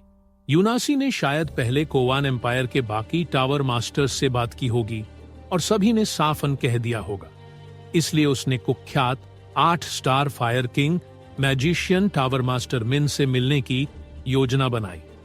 टावर मास्टर मिन ने यह खिताब न सिर्फ फायर एलिमेंट पर अपनी महारत के लिए पाया, बल्कि शांत चेहरा रखकर जुआ खेलने की अपनी आवेगी आदत के लिए भी। टावर मास्टर मिन अपनी लंबी सफेद दाढ़ी के साथ एक बुद्धिमान बूढ़े की तरह दिखने के लिए मशहूर था, जिसने सारे सांसारिक लालच छोड़ दिए हों। लेकिन जो उसे करीब से जानता था, वो समझता था कि ये सिर्फ दिखावा है।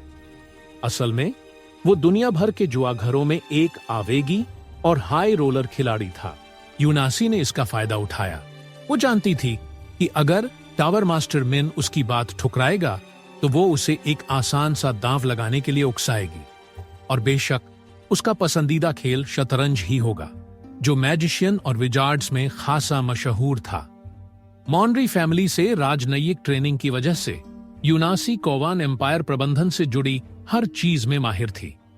शतरंज इसके लिए एक बेहतरीन प्रैक्टिस सेट था। ट्रस्ट नहीं होता कि मैं फिर इसके झांसे में आ गया। 10 साल के धोखेबाजों का निशाना मैं ही क्यों बनता हूं? टावर मास्टर मिन ने शिकायत की। पहले चैतन्य था जिसने शतरंज का आविष्कार किया। अब यूनासी थी जो ऐसे बर्ताव कर रही थी जैसे उसने कभी शतरंज खेला ही ना हो।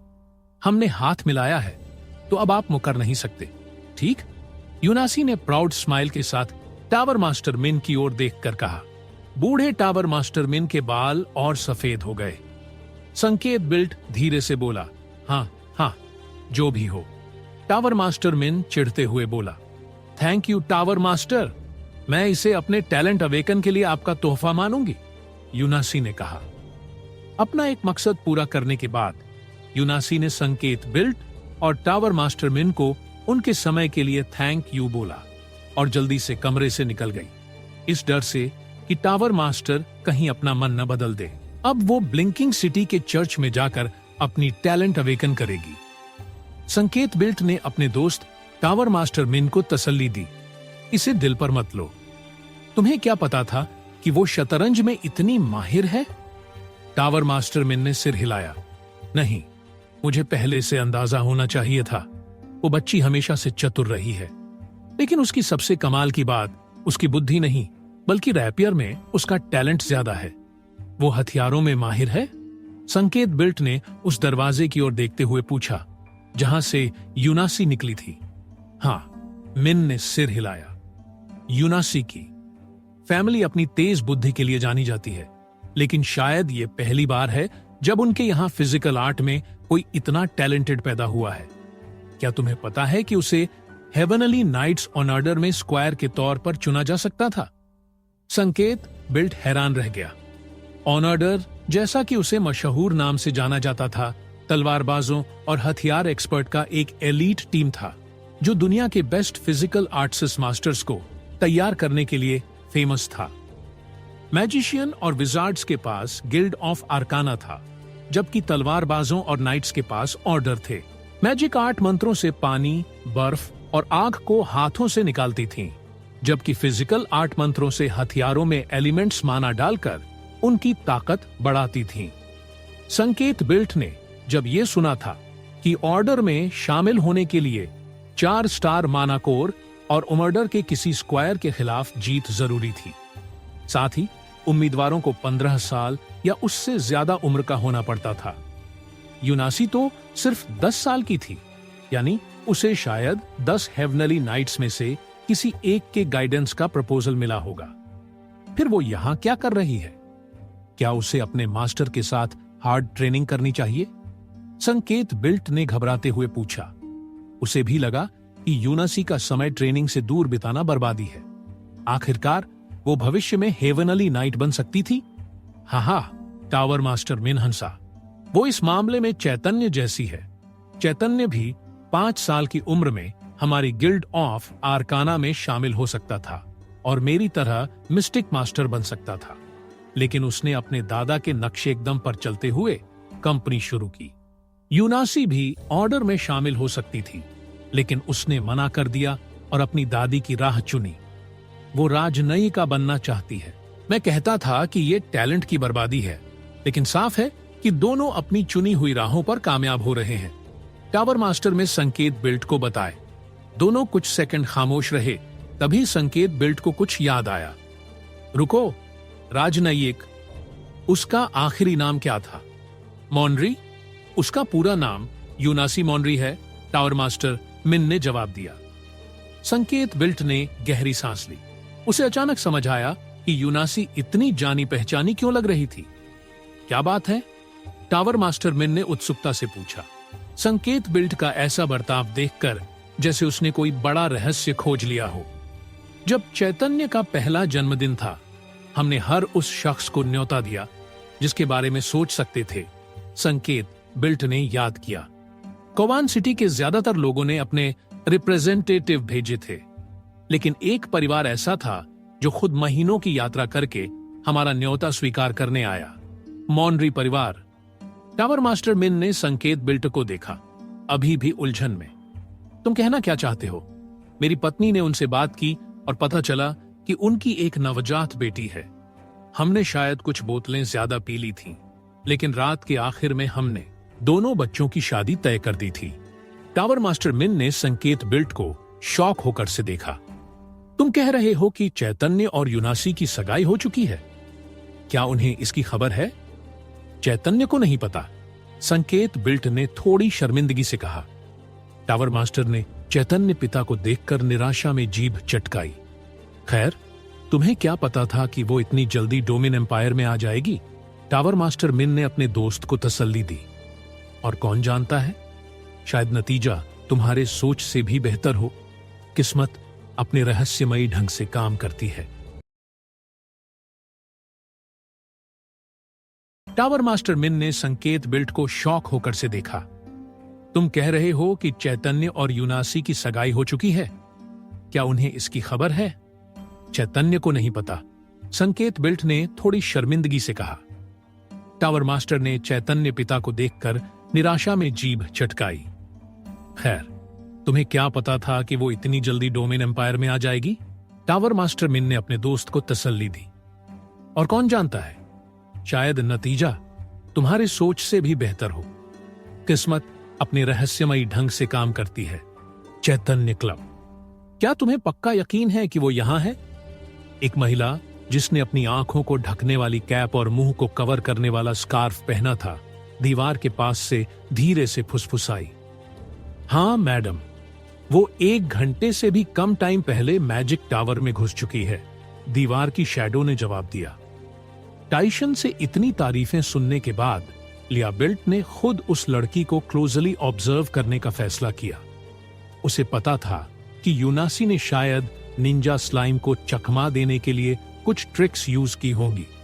भले ही ये ट्रिक्स वर्किंग थीं, लिया बिल्ट जानती थी कि टाइशन कई बार टोटल बेवकूफ भी बन जाता है। लिया बिल्ट की नजर में अगर कोई चैतन्य का लाइफ पार्टनर बनने वाला था तो उसे चैतन्य के लेवल का होना चाहिए।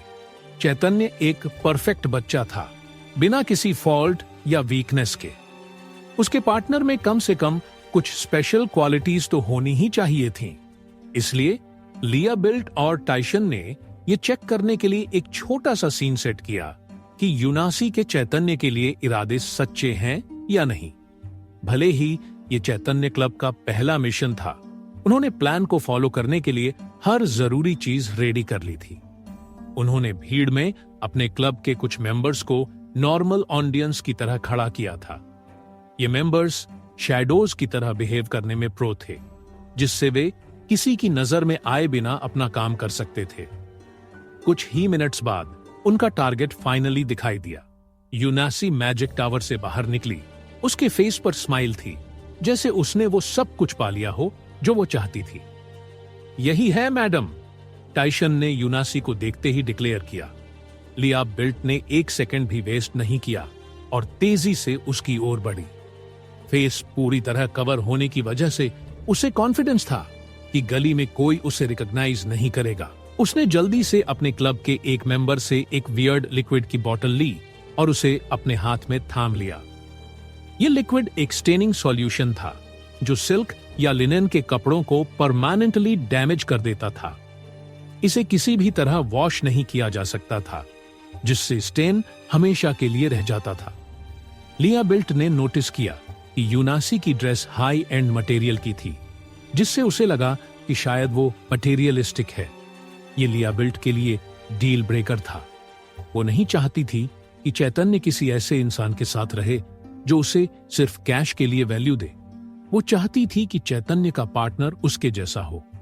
लिया बिल्ट ने संकेत बिल्ट से उसकी वेल्थ की वजह से शादी नहीं की थी। उसने संकेत